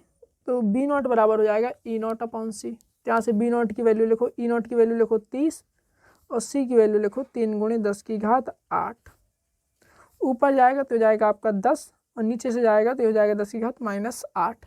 अगर आप इसे चाहें तो ऐसे लिख सकते हैं 10⁻⁻7 और चुंबकीय क्षेत्र का जो मात्रक होता है उसका मात्रक होता है आपका टेस्ला, तो 10⁻⁻7 टेस्ला। क्लियर, चलते हैं अगले प्रश्न की तरफ। 30,000 एंगस्ट्रॉम तरंग दैर्घ्य की वैद्युत चुंबकीय तरंग की आवृत्ति ज्ञात करनी है। तो ये आपका क्या दिया है, लैम्डा बराबर 30,000 एंगस्ट्रॉम। ठीक है, ऐसे अगर अपन सही से लिखें तो हो जाएगा आपका 30,000 10⁻10 मीटर। अगर इसे और अच्छे से लिखें तो लैम्डा की वैल्यू आई 3 × 10⁻6 मीटर। ठीक, यह स्पेक्ट्रम के किस भाग को प्रदर्शित करता है, ये तो आपका लैम्डा आ गया। अब अपन को आवृत्ति निकालनी, तो यहाँ पे लिखो आवृत्ति बराबर क्या होता है, देखो C बराबर होता है न्यू लैम्डा। तो लैम्डा बराबर हो जाएगा न्यू बराबर हो जाएगा C/ लैम्डा। तो C की वैल्यू कितनी है, 3 × 10⁸ और इसकी वैल्यू हो जाएगी 3 × 10⁻⁻6। 3 से 3 कट जाएगा, 10⁸ और ये नीचे से ऊपर जाएगा तो इसका चिन्ह बदलेगा 10�6। 8 और 6 क्या होता है, 14, और आवृत्ति का मात्रक क्या होता है, हर्ट्ज, तो 14 हर्ट्ज। चलिए अब चलते हैं क्वेश्चन नंबर अगला यानी क्वेश्चन नंबर 18 की तरफ। अगला क्वेश्चन है, एक वैद्युत चुंबकीय तरंग के वैद्युत क्षेत्र का आयाम 120 न्यूटन प्रति कूलम है। तो ये आपका क्या दिया है, वैद्युत क्षेत्र का आयाम। वैद्युत क्षेत्र का आयाम यानी E0। यहाँ लिख लो ई नॉट बराबर आपको दे रखा है 120 न्यूटन प्रति कूलम। आवृत्ति 50 मेगाहर्ट्ज है, यानी न्यू बराबर दिया है आपको 50 मेगाहर्ट्ज, यानी आप इसे लिख सकते हैं 50 गुणे 10 की घात 6 हर्ट्ज। तरंग के चुंबकीय क्षेत्र का आयाम यानी अपन को क्या निकालना है, बी नॉट निकालना है। तो बी नॉट निकालना तो बहुत ही आसान है। बी नॉट बराबर क्या होता है, ई नॉट बटे सी।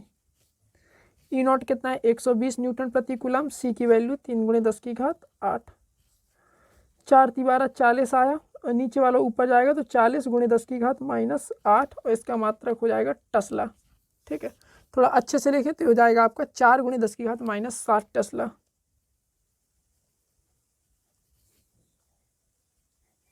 तो चुंबकीय क्षेत्र का आयाम तो आ गया अपना। ठीक है, अब हमें क्या निकालना है, तरंग दैर्घ्य। न्यू है अपने पास, तरंग दैर्घ्य कैसे निकालते हैं, लैम्डा बराबर सी अपॉन न्यू, है ना। तो सी की वैल्यू है अपने पास 3 गुणे 10 की घात 8, और न्यू है अपने पास 50 गुणे 10 की घात 6। थोड़ा अच्छे से बात करें इससे तो ये हो जाएगा आपका 300 गुणे 10 की घात 6, और नीचे है आपका 50 गुणे 10 की घात 6। 10 की घात 6 10 की घात 6 कैंसिल, 0 से 0 कैंसिल, 5 6 का 30, तो ये आएगा आपका 6 मीटर। लैम्डा आ गया आपका 6 मीटर। ठीक है, और ये आपका चुंबकीय क्षेत्र का आयाम आ गया आपका 4 गुणे 10 की घात -7 टेस्ला। चलिए अब चलते हैं क्वेश्चन नंबर 19 की तरफ। एक वैद्युत चुंबकीय तरंग के चुंबकीय क्षेत्र का आयाम 2 माइक्रो टेस्ला है। तरंग के वैद्युत क्षेत्र का आयाम निकालना है। तो ये आपको क्या दिया, चुंबकीय क्षेत्र का आयाम, यानी आपको दे रखा है बी नॉट 2 माइक्रो टेस्ला। सही से लिखेंगे तो 2 गुणे 10 की घात -6 टेस्ला। क्या निकालना है, वैद्युत क्षेत्र का आयाम यानी ई नॉट निकालना है। सूत्र क्या होता है, ई नॉट बराबर बी नॉट सी, है ना। तो वैल्यू रखो 2 गुणे 10 की घात -6, और सी की वैल्यू 3 गुणे 10 की घात 8। 3 दूनी 6, गुणे 10 की घात 8 में से 6 गया तो क्या आएगा 2, या आप इसे ले सकते हैं 600 न्यूटन प्रति कूलम या 600 वोल्ट प्रति मीटर। चलिए अब चलते हैं क्वेश्चन नंबर 20 की तरफ। एक विद्युत चुंबकीय तरंग का 2 लित्र विद्युत क्षेत्र ई वाई बराबर आपको दे रखा है 30 साइन 2 गुणी 10 की घात 11t प्लस 300 पाई एक्स। तो तुलना कराएंगे तो ये आएगा, लिखो ई वाई बराबर E naught sine omega T plus K X से तुलना कराएंगे तो अपना क्या क्या आएगा। तो यहाँ पे आप देख लीजिए के आया आपका 300 पाई, ओमेगा आया आपका 2 गुणे 10 की घात 11 रेडियन प्रति सेकेंड, और आपका ई नॉट आया 30 वोल्ट प्रति मीटर। ठीक है, हमें क्या करना है, वैद्युत चुंबकीय तरंग की तरंग दैर्घ्य ज्ञात करनी है। ठीक है, तो हमें वैद्युत चुंबकीय तरंग की तरंग दैर्घ्य ज्ञात करनी है। चलिए, तो हमको निकालना है लैम्डा। ठीक है, तो अब कैसे निकलेगा, तो के बराबर होता है आपका 2 पाई बटे लैम्डा, है ना। तो यहाँ से अगर हम लैम्डा की वैल्यू देखें तो 2 पाई बटे के आएगा। 2 पाई का आपका 2 पाई रहेगा, के की वैल्यू लिखो 300 पाई, पाई से पाई कैंसिल तो 1/150, और 150 का भाग दीजिएगा इसमें, तो ऐसे भाग तो जाने वाला है नहीं। तो ऐसा करते हैं कि 1000 लिख लो ऐसे ऊपर, और 10 की घात 3 कर लो, और 150 ऐसे कर लो, ऐसे ऐसे काट दो, है ना। 5 से काटो तो 5 20 पंचे 100, 5 तिहाई 15, 3 का भाग दो इसमें तो आएगा 6.6 गुणे 10 की घात -3 मीटर। तो लैम्डा तो आ गया आपके पास। तो वैद्युत चुंबकीय जो तरंग है उसकी तरंग दैर्घ्य आ गई। ठीक है, दूसरा है आपका चुंबकीय क्षेत्र का आयाम। तो चुंबकीय क्षेत्र का आयाम यानी अपन को बी नॉट निकालना है। तो बी नॉट बराबर क्या होता है आपका, बी नॉट बराबर होता है ई नॉट बटे सी। ई नॉट आपका कितना है 30, और सी कितना है 3 गुणे 10 की घात 8, कट जाएगा 10 आएगा 10 की घात -8, सॉल्व करेंगे तो आएगा आपका 10 की घात -7, और बी नॉट का मात्रक होता है टेस्ला। ठीक, 2 लित्र चुंबकीय क्षेत्र का समीकरण। तो चुंबकीय क्षेत्र का समीकरण क्या आएगा, तो यहाँ से आप लिख सकते हैं बी बराबर बी नॉट यानी 1 गुणे 10 की घात -7, इसी को लिख दिया। ठीक है, और ये बाकी सब सेम रहेगा, साइन 2 गुणे 10 की घात 11 टी प्लस 300 पाई x.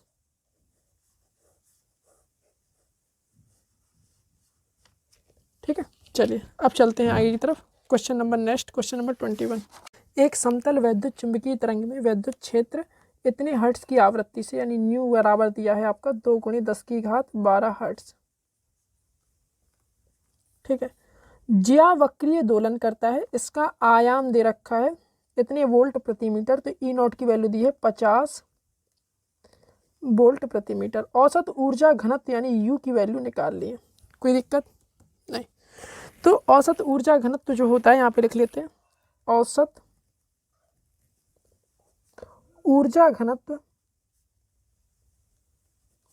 1/2 epsilon naught E square, 1/2 epsilon naught E square, यानी ई की वैल्यू होती है ई नॉट बटे √2 का square, 1/2 epsilon naught E not square बटे 2, 2 और 2 नीचे क्या हो जाएगा 4, तो 1/4 epsilon naught E not square, 1/4 epsilon not की वैल्यू रखो 8.85 × 10⁻12 और ई नॉट की वैल्यू रखो 50, ठीक है। चलो अब आप क्या करेंगे, सॉल्व करेंगे 50 × 50 क्योंकि इसका स्क्वायर है। अब देखो 25 आया ये, है ना, और ये भी 25 आया, ज़्यादा मेहनत कर ली, चलो कोई बात नहीं। 25 आया, 25 आया, तो 25 क्या होता है 625, और ये हो जाएगा आपका 8.85 × 10⁻12, ठीक। अब इसे अपन को क्या करना है, गुणा कराना है, ठीक है। तो गुणा करा लेते हैं। तो जब अपन इसका गुणा कराएंगे तो ये आएगा आपका 5 5 4 गुणे 0 और लगा लो 0 × 10⁻12, ठीक है। सॉल्व करिए इसे, तो आएगा 5.5 × 10⁻9 जूल प्रति मीटर क्यूब, ठीक है। चलिए आगे चलते हैं। एक्स अक्ष की दिशा में गतिशील वैद्युत चुंबकीय तरंग का विद्युत क्षेत्र ई वाई बराबर 300 sin ओमेगा t - x/c। तो आपको दे रखा है ई वाई बराबर 300 sin ओमेगा t - x/c से प्रदर्शित है इलेक्ट्रॉन के वाई दिशा में इतने मीटर प्रति सेकंड की चाल से गति करने पर, ठीक है। तो ये आपको यहाँ से क्या निकल के आ जाएगा, यहाँ से निकल के आ जाएगा ये चीज़ क्या है आपकी ई नॉट होती है। तो ई नॉट की वैल्यू आपकी दे रखी है 300 और मात्रक लिख लो इसका वोल्ट प्रति मीटर, ठीक है। और ये आपका क्या है, यहाँ से आपका चाल दे रखा है, चाल कितना है 2 × 10�7, तो 2 × 10�7 मीटर प्रति सेकेंड। इलेक्ट्रॉन पर लगने वाले अधिकतम विद्युत बल की क्या करनी है, गणना करनी है। इलेक्ट्रॉन पर लगने वाला अधिकतम विद्युत बल की गणना करनी है। सबसे पहले अपन निकाल लेते हैं बी नॉट। तो बी नॉट बराबर क्या होता है ई नॉट बटे सी। ई नॉट कितना है 300 और सी कितना है 3 × 10⁸। ऊपर जाएगा ये आ जाएगा आपका 100 क्योंकि 3 से कट जाएगा ये, और × 10⁻8 10⁻6 टेस्ला। अब लिखो इलेक्ट्रॉन पर लगने वाला अधिकतम वैद्युत बल, यहाँ पे लिखो इलेक्ट्रॉन पर लगने वाला अधिकतम वैद्युत बल निकालना है और अधिकतम चुंबकीय बल निकालना है। तो यहाँ पे लिखो इलेक्ट्रॉन पर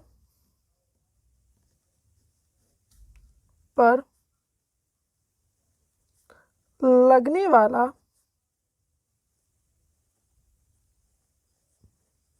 अधिकतम वैद्युत बल, तो फोर्स इलेक्ट्रोस्टैटिक बराबर क्या हो जाएगा, फोर्स इलेक्ट्रिकल हो जाएगा ई × ई नॉट, इलेक्ट्रॉन पर आवेश इंटू वैद्युत क्षेत्र का आयाम। तो इलेक्ट्रॉन पर आवेश कितना होता है 1.6 × 10⁻19 कूलम, और वैद्युत क्षेत्र का जो आयाम है वो आपका कितना है 300, तो 16 × 3 = 48 हो जाएगा, 4800 एक अंक बाद दशमलव × 10⁻19। थोड़ा अच्छे से लिखेंगे तो 4.8 और 2 अंक और प्लस हो जाएंगे, तो ये हो जाएगा आपका -19 का -17, और मात्रक क्या हो जाएगा आपका न्यूटन। तो 4.8 × 10⁻17 न्यूटन, ठीक। चलिए अब इलेक्ट्रॉन पर लगने वाला अधिकतम चुंबकीय बल देख लो, यहाँ पे लिख लो इलेक्ट्रॉन पर लगने वाला अधिकतम चुंबकीय बल। तो मैग्नेटिक वाला निकाल लो, क्या आ जाएगा आपका बी क्यू भी, है ना। तो बी नॉट की वैल्यू कितनी है आपकी 10 की घात -6।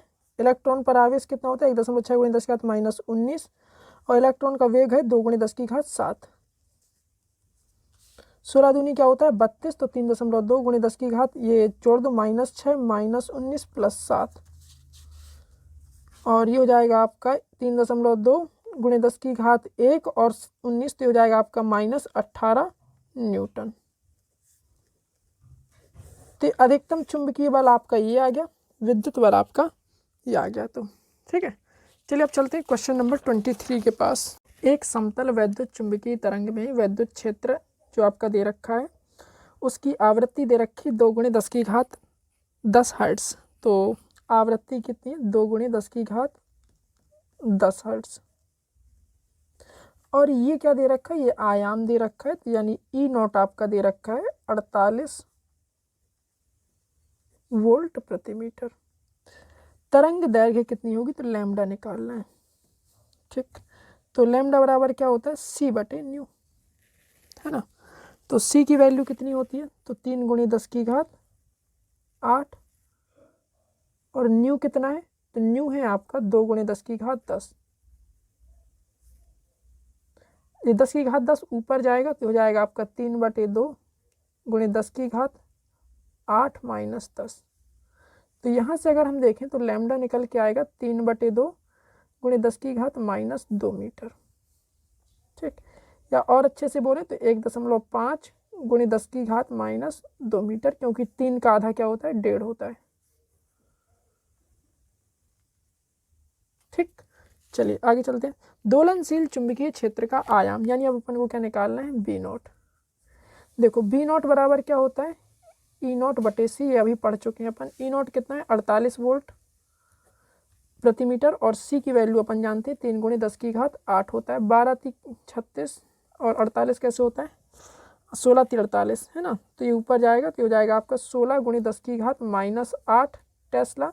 अगर ऐसे नहीं लिखना है तो इसे आप लिख सकते हैं 1.6 × 10 की घात -7 टेस्ला। ठीक है, चलिए इसके बाद आपका बी नॉट आ गया। ठीक है, अब हमको क्या निकालना है, हमको निकालना है वैद्युत क्षेत्र ई का औसत ऊर्जा घनत्व और बी का औसत ऊर्जा घनत्व। तो यहाँ पे लिखो वैद्युत क्षेत्र ई का औसत ऊर्जा घनत्व, औसत ऊर्जा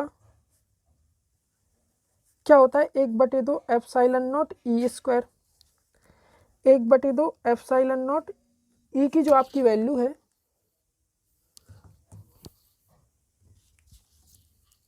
इसकी वैल्यू हो जाएगी ई नॉट बटे √2 इसका स्क्वायर।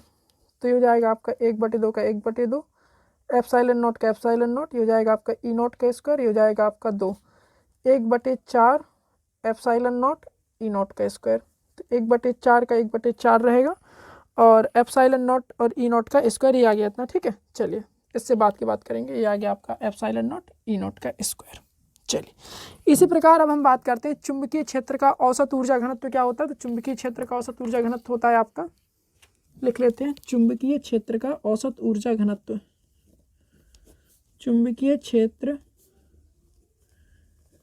का औसत ऊर्जा घनत्व क्या होता है 1/2 बी स्क्वायर बटे म्यू नॉट। ये बी नॉर्मल वाला नहीं होता, यहाँ लिखेंगे बी नॉट बटे √2 इसका स्क्वायर चल रहा है, म्यू नॉट का म्यू नॉट रहेगा। बी नॉट स्क्वायर मतलब बी नॉट स्क्वायर का मतलब बी नॉट स्क्वायर, √2 का हो जाएगा 2 और म्यू नॉट का म्यू नॉट।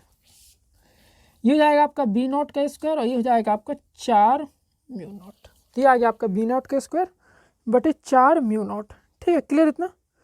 चलिए अब आप यहाँ पर क्या कर सकते हैं कि बी नॉट की वैल्यू अगर आप चाहें तो रख सकते हैं। तो बी नॉट की वैल्यू अगर हम यहाँ पे रख दें तो ये कैसे आएगा, तो बी नॉट की वैल्यू होती है आपकी बी नॉट की वैल्यू होती है ई नॉट बटे सी। तो जाएगा आपका ई नॉट स्क्वायर बटे 4 सी स्क्वायर म्यू नॉट, है ना। और सी स्क्वायर की जो वैल्यू होती है वो क्या होती है, तो सी स्क्वायर इक्वल टू होता है 1/म्यू नॉट इंटू एप्सिलॉन नॉट। तो ई नॉट स्क्वायर रहेगा, 4 का 4 रहेगा, इसे लिखो 1/म्यू नॉट इंटू एप्सिलॉन नॉट, और म्यू नॉट का म्यू नॉट, तो म्यू नॉट से म्यू नॉट कैंसिल, ऊपर एप्सिलॉन नॉट जाएगा, तो epsilon naught E not square बटे 4, यही चीज़ थी ऊपर। ठीक है, एप्सिलॉन नॉट ई नॉट बटे 4, एप्सिलॉन नॉट ई नॉट बटे 4, एप्सिलॉन नॉट ई नॉट के स्क्वायर बटे 4, एप्सिलॉन नॉट ई नॉट के स्क्वायर बटे 4। हाँ, ये देखो भाई, सी स्क्वायर की वैल्यू होती है, अभी अपन ने क्या है कि जब अपन गतिमान आवेश चुंबकीय क्षेत्र पढ़ रहे थे ना, तो वहाँ पर अपन ने प्रूफ भी किया था कि सी स्क्वायर बराबर होता है आपका म्यू नॉट एप्सिलॉन नॉट का इनवर्स। मतलब सी स्क्वायर बराबर म्यू नॉट एप्सिलॉन नॉट का इनवर्स, या आप ऐसे कह सकते हैं कि 1 अपन ने पढ़ा हुआ था mu naught epsilon naught equal to C, ये पढ़ा था ना।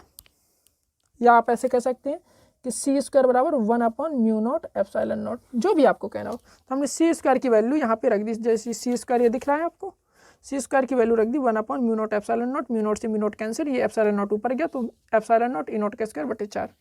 ठीक, चलते हैं आगे की तरफ। क्वेश्चन नंबर 24, एक समतल वैद्युत चुंबकीय तरंग में अधिकतम चुंबकीय क्षेत्र की तीव्रता 3 × 10⁻⁴ टेस्ला है।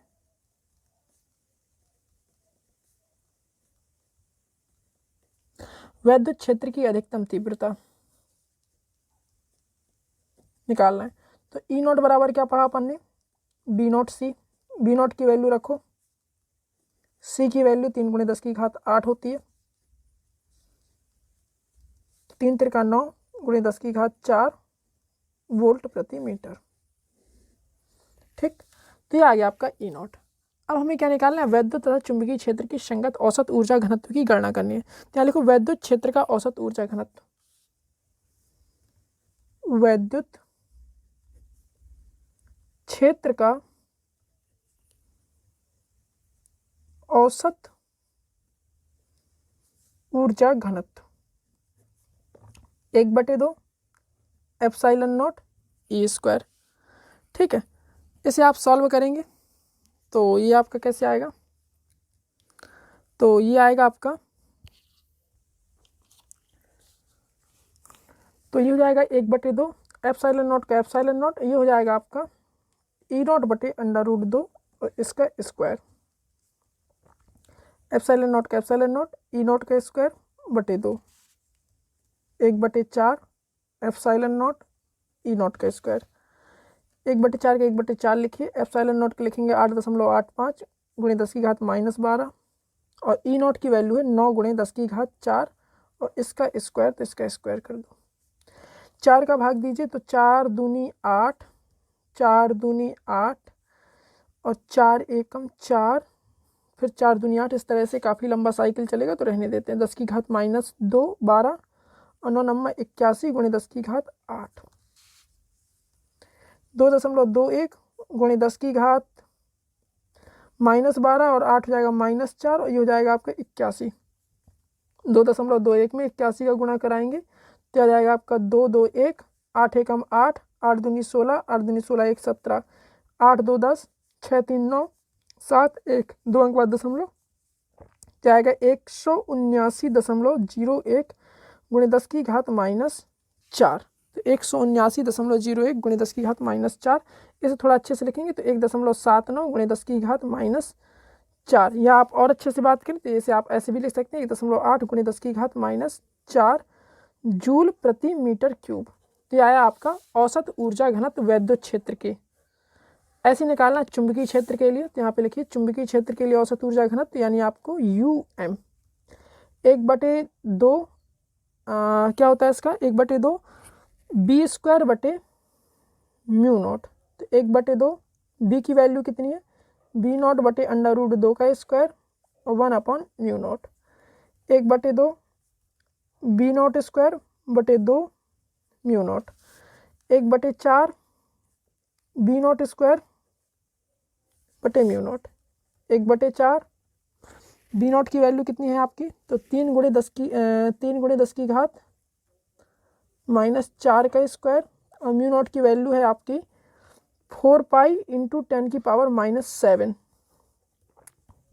9 × 10⁻⁸ है ना, और ये हो जाएगा आपका 4, पाई की वैल्यू 3.14 गुणे 10 की घात -7, ऊपर जाएगा नीचे हो जाएगा 1/16 गुणे 10 की घात 3.14, 10 की घात -7 ऊपर जाएगा 9 गुणे 10 की घात -8 + 7। ठीक, 16 का आप गुणा कराइए नीचे, 16 चौको 64, हासिल आई 6, 16 एकम 16, 16 6 22, हासिल आई 2, 16 3 48, 48 2 50 गुणे 9 गुणे 10 की घात -1। थोड़ा अच्छे से देखेंगे तो आ जाएगा आपका 0.9 50.24 इतने जूल प्रति मीटर क्यूब। ठीक, क्लियर इतना? चलिए, या आप इसका भाग दे दीजिए।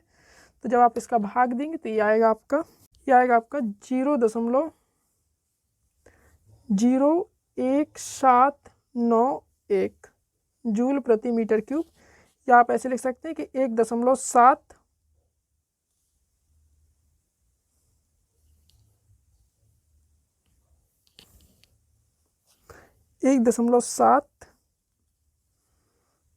1 2 अंक 5.10 की घात -2 है ना, जूल प्रति मीटर क्यूब। ठीक है, ये यहाँ पे दशमलव खिसकाया अपन ने 2 अंक, यहाँ पे -2 आएगा। एक समतल वैद्युत चुंबकीय तरंग के वैद्युत क्षेत्र का आयाम 120 न्यूटन प्रति कूलाम तथा आवृत्ति 50 मेगाहर्ट्ज है। ई वेक्टर व बी वेक्टर के लिए समीकरण ज्ञात करना है। तो ये आपका क्या दे रखा है, वैद्युत क्षेत्र का आयाम यानी ई नॉट 120 न्यूटन प्रति कूलाम। ठीक है, आवृत्ति आपकी कितनी, 50 मेगाहर्ट्ज, तो 50 गुणे 10 की घात 6 हर्ट्ज। अपन को क्या निकालना है, ई व बी के लिए समीकरण। तो सबसे पहले बी के लिए अगर समीकरण निकालें तो बी नॉट होना चाहिए। तो बी नॉट बराबर क्या होता है, ई नॉट बटे सी। ई नॉट आप लिखिए 120 और सी लिखिए 3 गुणे 10 की घात 8। 40 बार में कटेगा तो 40, और ये हो जाएगा आपका 10 की घात -8। तो बी नॉट की अगर हम बात करें तो आ जाएगा 4 गुणे 10 की घात -7 टेस्ला। बी नॉट तो आ गया आपके पास 4 गुणे 10 की घात -7 टेस्ला। ठीक है, अब देखो ओमेगा बराबर क्या होता है, ओमेगा बराबर होता है 2 पाई न्यू। तो 2 पाई की वैल्यू लिख लो 3.14, और ये न्यू है आपका 50 गुणे 10 की घात 6। 50 दूनी 100, 2 जीरो और बढ़ जाएंगे तो 10 की घात 8 रेडियन प्रति सेकंड ओमेगा आ गया आपके पास। और क्या चाहिए, के चाहिए होता है। तो के बराबर क्या होता है, ओमेगा बटे सी, या चाल जो होती है ओमेगा बटे के बराबर होती है। तो के बराबर हो जाएगा ओमेगा बटे सी। ओमेगा की वैल्यू 3.14 गुणे 10 की घात 8, सी की वैल्यू 3 गुणे 10 की घात 8। 10 की घात 8 से 10 की घात 8 कैंसिल, तो यहाँ से के की वैल्यू निकाल लो तो आ जाएगी आपकी 1.05 मीटर इनवर्स।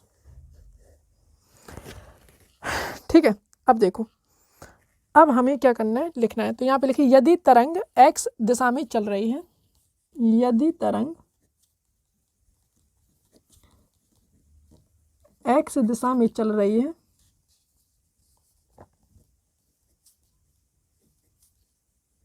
तो x दिशा में चल रही है तो वैद्युत क्षेत्र y दिशा में और चुंबकीय क्षेत्र z दिशा में होगा। तो यहाँ पे लिखो वैद्युत क्षेत्र ई वेक्टर y दिशा में तथा चुंबकीय क्षेत्र जिसे आप बोलते हैं ई वेक्टर, और चुंबकीय क्षेत्र को बोलते हैं बी वेक्टर, जेड दिशा में होगा। ठीक है, अब देखो सबसे पहले अपन को वैद्युत क्षेत्र निकालना है। तो वैद्युत क्षेत्र ई वेक्टर बराबर, या ई वेक्टर बराबर आएगा E naught sine omega T minus K X, या K x minus omega T, जो भी आपको लिखना हो, यह जाएगा आपका जे कैप। तो ई नॉट की वैल्यू लिख लो 120 साइन 1.05 एक्स माइनस 3.14 गुणे 10 की घात 8 टी जे कैप। तो ई वेक्टर आ गया आपके पास। ठीक, ऐसे ही आप बी वेक्टर लिख लो, बी नॉट साइन के एक्स माइनस ओमेगा टी, वही आ जाएगा आपका के कैप। बी नॉट की वैल्यू कितनी है, 4 गुणे 10 की घात -7, साइन का साइन रहेगा 1.05 एक्स माइनस 3.14 गुणे 10 की घात 8 टी, और ये हो जाएगा आपका के कैप। ये आ गया आपका चुंबकीय क्षेत्र का समीकरण, ये आ गया आपका विद्युत क्षेत्र का समीकरण। अब क्या है, कभी कभी शॉर्ट आंसर में 1-2 नंबर में पूछ लेता है कि वैद्युत चुंबकीय तरंगों के अभिलक्षण क्या है। ठीक है, तो ये आपका शायद लास्ट टॉपिक है। इसके बाद वैद्युत चुंबकीय स्पेक्ट्रम के बारे में थोड़ा सा पढ़ेंगे। ठीक है, चलिए वैद्युत चुंबकीय तरंगों के जो अभिलक्षण है वो सुनिए। तो पहला अभिलक्षण क्या है कि ये तरंगे त्वरित आवेश द्वारा उत्पन्न होती हैं। तो यहाँ पे लिख लो, ये तरंगे या वैद्युत चुंबकीय तरंगे, अगर आपको बढ़ाना हो तो लिख लो ये तरंगे त्वरित आवेश द्वारा उत्पन्न होती हैं। तरंगे त्वरित आवेश द्वारा उत्पन्न होती हैं।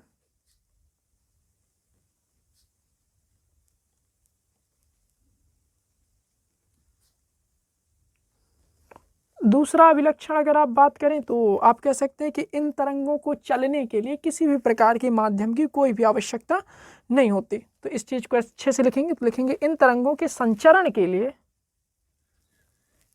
इन तरंगों के संचरण के लिए, इन तरंगों के संचरण के लिए किसी पदार्थिक माध्यम की आवश्यकता नहीं होती। किसी पदार्थिक माध्यम की आवश्यकता नहीं होती, आवश्यकता नहीं होती है। अगला तीसरा पॉइंट अगर अपन लिखें तो तीसरा पॉइंट आप कह सकते हैं कि ये तरंगे निर्वात में, मुक्त स्थान में प्रकाश के चाल के हिसाब से चलते हैं। तो यहाँ पे लिख लो, ये तरंगे निर्वात में या आप कह सकते हैं मुक्त स्पेस में या फ्री स्पेस में या मुक्त स्थान में, जो भी आपको लिखना हो, 1/√μ0 ε0, या आप कह सकते हैं इसकी वैल्यू क्या होती है, प्रकाश के चाल के बराबर होती है। तो वेग से चलती हैं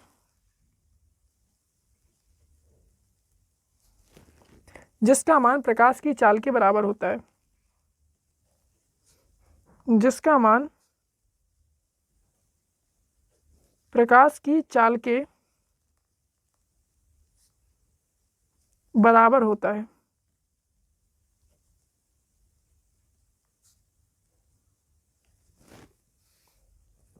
आगे लिखते हैं,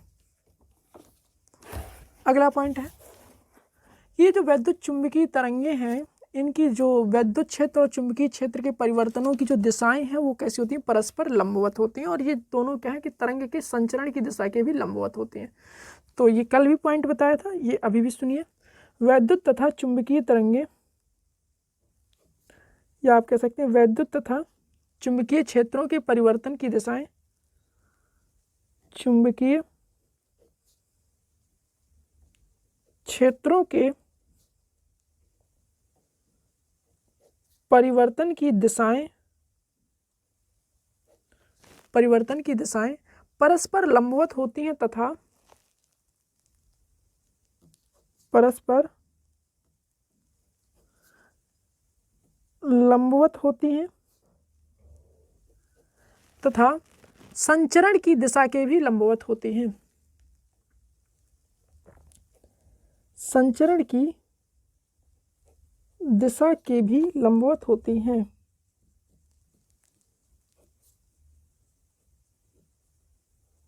इज दैट क्लियर? संचरण की दिशा के भी लंबवत होती है। इस प्रकार विद्युत चुंबकीय जो तरंगे हैं उनकी प्रकृति कैसी होती है, अनुप्रस्थ होती है। यहाँ पे लिख सकते हैं इस प्रकार,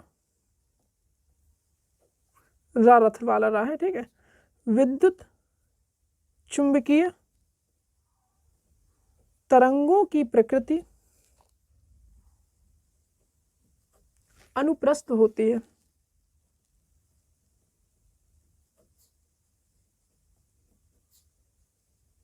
चलिए आगे चलते हैं। अगला, तो अगला आपका है 5वां पॉइंट, वैद्युत तथा चुंबकीय क्षेत्रों में परिवर्तन साथ साथ होते हैं। यहाँ पे लिख लो, वैद्युत तथा चुंबकीय क्षेत्रों में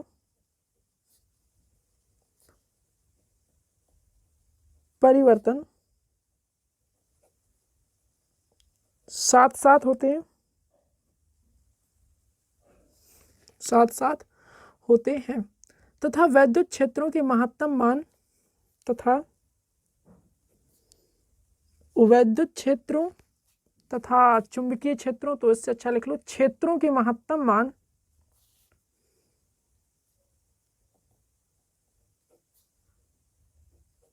क्षेत्रों के महत्तम मान ई नॉट व बी नॉट एक ही स्थान पर एक ही समय होते हैं।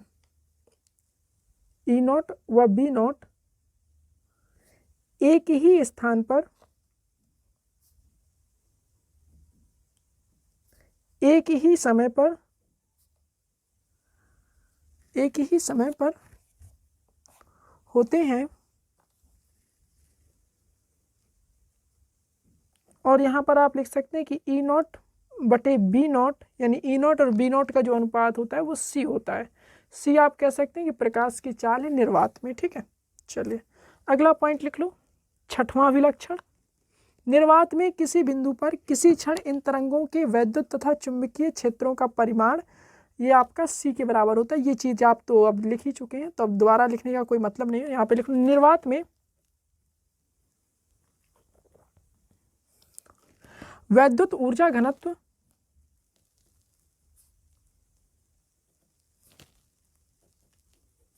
You E 1/2 epsilon naught E square व चुंबकीय ऊर्जा घनत्व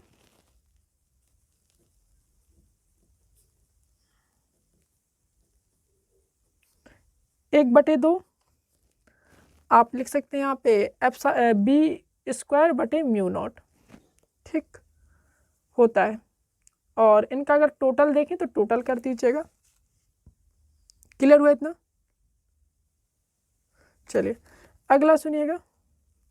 इसमें क्या होता है कि औसतन ऊर्जा घनत्व वैद्युत और चुंबकीय क्षेत्रों में कैसा होता है, बराबर बराबर बढ़ जाता है। इसलिए अपन ने देखा कि वैद्युत क्षेत्र का जो ऊर्जा घनत्व होता है, चुंबकीय क्षेत्र का ऊर्जा घनत्व, दोनों बराबर होते हैं। अभी इससे जस्ट पहले अपन ने प्रूव भी किया था, तो ये चीज लिख लीजिए। विद्युत चुंबकीय तरंगों में विद्युत चुंबकीय तरंगों में औसतन ऊर्जा घनत्व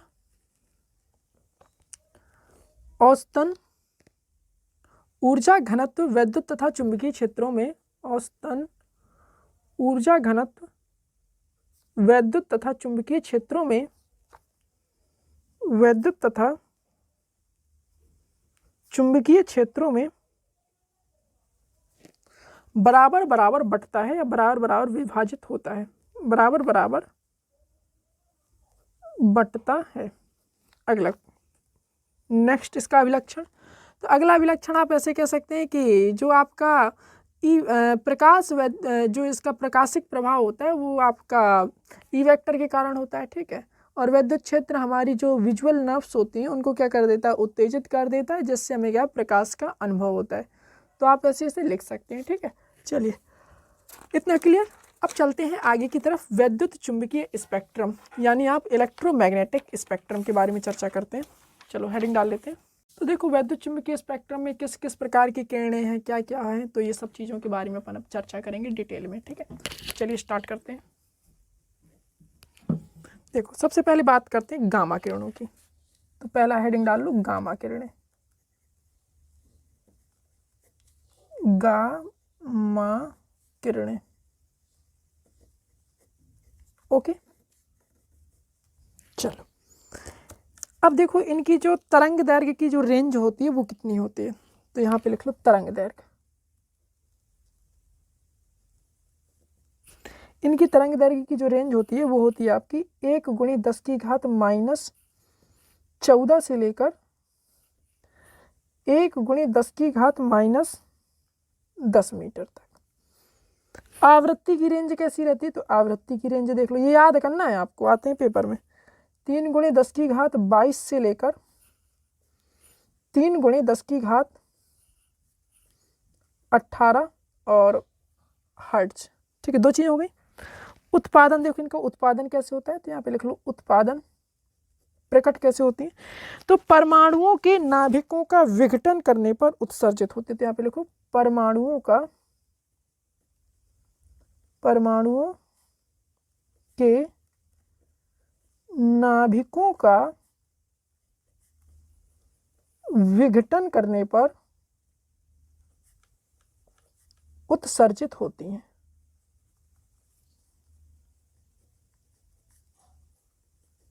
ओके, इनकी क्वालिटी क्या है, गुण क्या है? तो यहाँ पे लिख लो गुण इसके।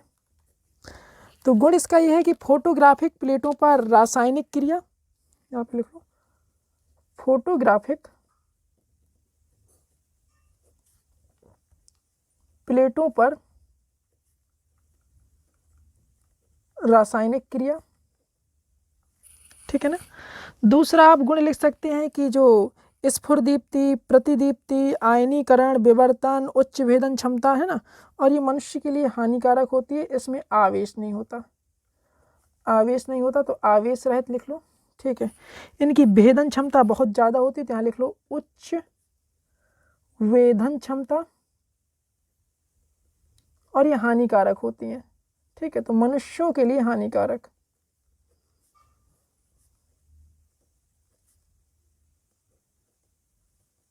ओके, चलिए अब इनका उपयोग क्या है, यहाँ पे लिखो यूज, है ना। तो इनका जो उपयोग है वो है आपका परमाणु के नाभिक की संरचना के संबंध में ये सूचना देती है, और कैंसर की कोशिकाओं को नष्ट करने में भी ये उपयोगी है। यहाँ पे लिख लो परमाणु के नाभिक की संरचना के संबंध में सूचना देती है। परमाणु के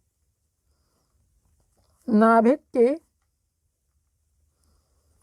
संरचना के संबंध में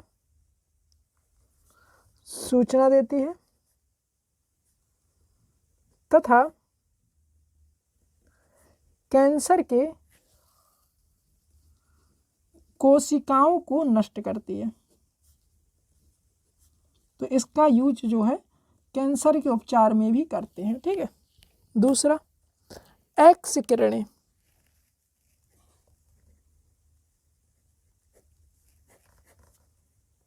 कहानी वही तरंग दैर्घ्य से स्टार्ट करेंगे। तो इनकी जो तरंग दैर्घ्य है उसकी रेंज होती है आपकी 1 × 10⁻⁻13 मीटर से 3 × 10⁻⁻8 मीटर तक। आवृत्ति देख लो, 3 × 10⁻21 हर्ट्ज से ये होता है आपका 1 × 10⁻16 हर्ट्ज तक। ओके, उत्पादन देख लो। तो उत्पादन ये है कि तीव्रगामी इलेक्ट्रॉन के उच्च परमाणु क्रमांक के लक्ष्य से टकराने पर उत्पन्न होते हैं। क्या लिखो? तीव्रगामी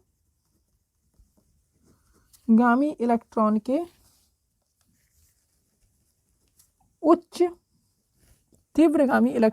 उच्च परमाणु क्रमांक के लक्ष्य पर टकराने से उत्पन्न होती है। उच्च परमाणु क्रमांक के लक्ष्य से टकराने पर उत्पन्न होती है, ठीक है। और इसका गुण देख लेते हैं। तो एक्सरे कराते हैं ना, तो उसमें इसका यूज होता है। और आप कह सकते हैं कि इनकी वेधन क्षमता कम, यहाँ पे लिख लो वेधन क्षमता कम होती है, तो गामा से कम होती है, और सभी काम करता है जो गामा वाले करता है, ठीक है। गुण के बाद अब क्या है? उपयोग। उपयोग क्या कहेंगे कि इलेक्ट्रॉन के कोष की संरचना जानने में करते हैं, और रोगों की निदान में सहायक होती है। जो हड्डियां वगैरह टूट जाती हैं, तो यहाँ पे लिख लो रोगों के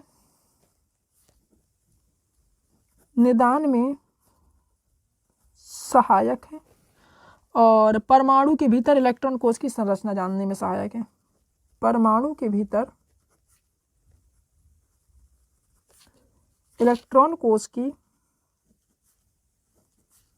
संरचना जानने में सहायक है।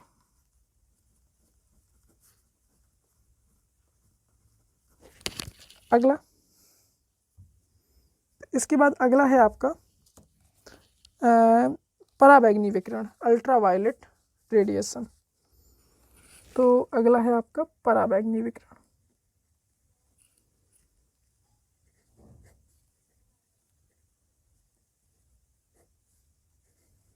ठीक, तो इनकी तरंग दैर्घ्य कितनी होती है, क्या लिख लो, तरंग दैर्घ्य।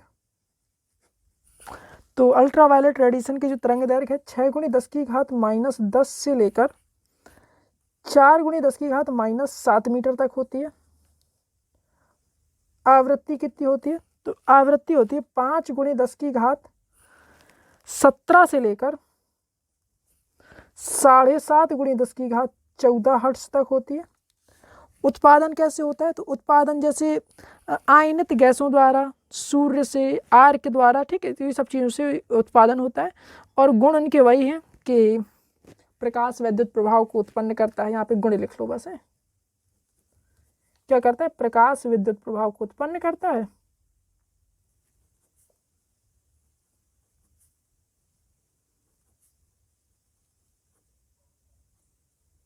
और आप कह सकते हैं कि, और ये आप कह सकते हैं कि नकली दस्तावेज, उंगलियों के निशान का पता लगाना, ठीक है, और खाने के संरक्षण में और जल शोधक में, तो इन सब चीज़ों में इसका क्या होता है, उपयोग होता है। ठीक है, आवृत्ति और तरंग दैर्घ्य आपकी क्या है, महत्वपूर्ण है। ठीक है, चलिए अब चलते हैं आगे की तरफ। पराबैंगनी हो गया, अब चलते हैं, इसके बाद आता है विजुअल रेडिएशन, दृश्य विकिरण। ये है आपका चौथा, दृश्य विकिरण, इसी को इंग्लिश में बोलते हैं विजुअल रेडिएशन। ठीक, तो विजुअल रेडिएशन यानी दृश्य विकिरण, इसमें क्या होगा, इसमें जो है इसकी तरंग दैर्घ्य लिख लो पहले, सबसे पहले कि तरंग दैर्घ्य की रेंज क्या होती है। तो तरंग दैर्घ्य इसकी होती है 7×10⁻⁻7 मीटर से लेकर 5×10⁻⁻3 मीटर तक। आवृत्ति की रेंज क्या होती है, आवृत्ति की रेंज होती है 4×10⁻14 हर्ट्ज से लेकर 4×10⁻14 हर्ट्ज से लेकर 6×10⁻10 हर्ट्ज तक। ठीक, उपयोग क्या है, तो हमारी जो नेत्र हैं इस परास में देखने के लिए संवेदनशील होते हैं। ठीक है, परावर्तन, अपवर्तन, व्यतिकरण, ध्रुवण, प्रकाश वैद्युत प्रभाव, फोटोग्राफिक रिएक्शन, ये सब चीज़ें इसमें होती हैं। क्लियर इतना, चलिए इसके बाद आता है आपका इंफ्रारेड रीजन या अवरक्त विकिरण। यहाँ पे लिख लो अवरक्त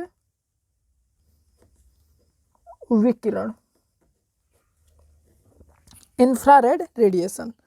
तरंग दैर्घ्य क्या होता है इसका, यहाँ लिख लेते हैं तरंग दैर्घ्य। तो इसका जो तरंग दैर्घ्य होता है वो होता है 7×10⁻⁻7 मीटर से लेकर दृश्य विकिरण। तो दृश्य विकिरण का जो तरंग दैर्घ्य होता है वो होता है 4×10⁻7 मीटर से लेकर 7×10⁻⁻7 मीटर तक, 4×10⁻7 से 7×10⁻⁻7 तक। या आप इसे ऐसे भी लिख सकते हैं, जैसे 4000 एंगस्ट्रॉम से लेकर 7000 एंगस्ट्रॉम के बीच। ठीक है, क्लियर इतना। और आवृत्ति होती है 7.5×10⁻14 हर्ट्ज से लेकर 4×10⁻14 हर्ट्ज तक। अब दृश्य विकिरण का यूज क्या है या इसका उत्पादन कैसे होता है, तो इसका उत्पादन होता है आयनित गैसों के उत्तेजित परमाणुओं के द्वारा, और जो आप तापदीप्त वस्तु है उनसे विकिरण जो निकलता है उससे। ठीक है, इसका गुण क्या है, तो परावर्तन, अपवर्तन, व्यतिकरण, विवर्तन, ध्रुवण, प्रकाश वैद्युत प्रभाव, फोटोग्राफिक क्रिया, और जो सेंसेशन ऑफ साइड है यानी दृष्टि संवेदनता है जो, वो सब क्या है कि इसके अंतर्गत आता है। इसका उपयोग कैसे होता है, तो इसका उपयोग जो है हमारे जो नेत्र हैं वो इसको देख सकते हैं, इस परास को देख सकते हैं। विभिन्न जंतु तरंग दैर्घ्य के विभिन्न परासों के लिए संवेदनशील है।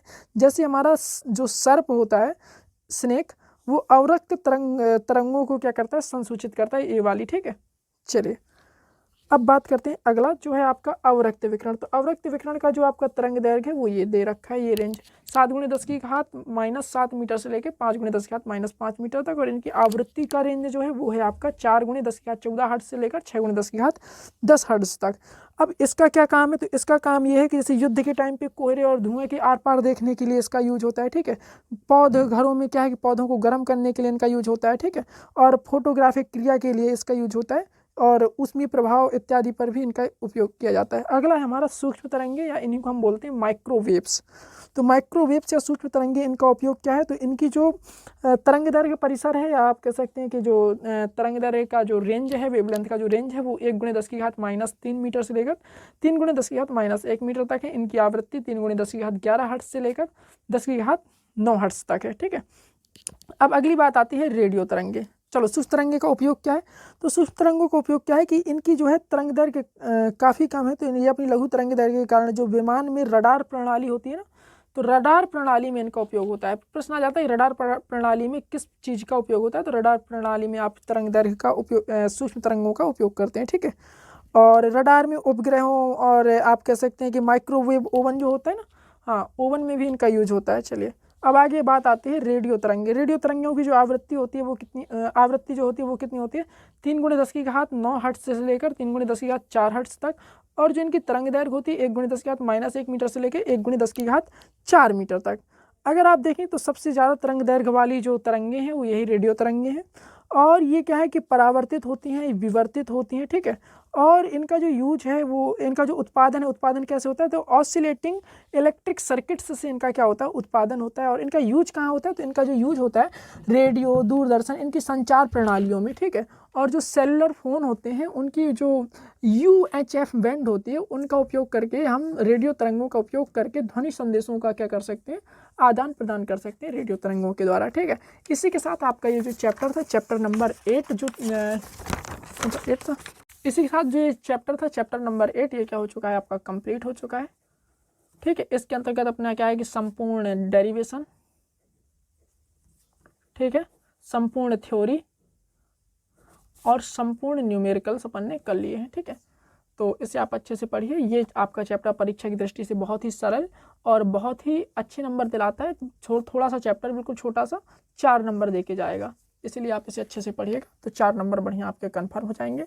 और ये आप इनकी आवृत्ति की रेंज याद कर लीजिएगा, ज़्यादा नहीं तो आप दृश्य विकिरण का याद रखिएगा, और सूक्ष्म तरंगों का याद रखिएगा, और रेडियो तरंगों का याद रखिएगा। ये 3 यहाँ पे हो गए, और वहाँ पे गामा किरणों का याद रख लीजिएगा। क्लियर इतना? हाँ, और आपको ज़्यादा याद करने की आवश्यकता नहीं है इसमें।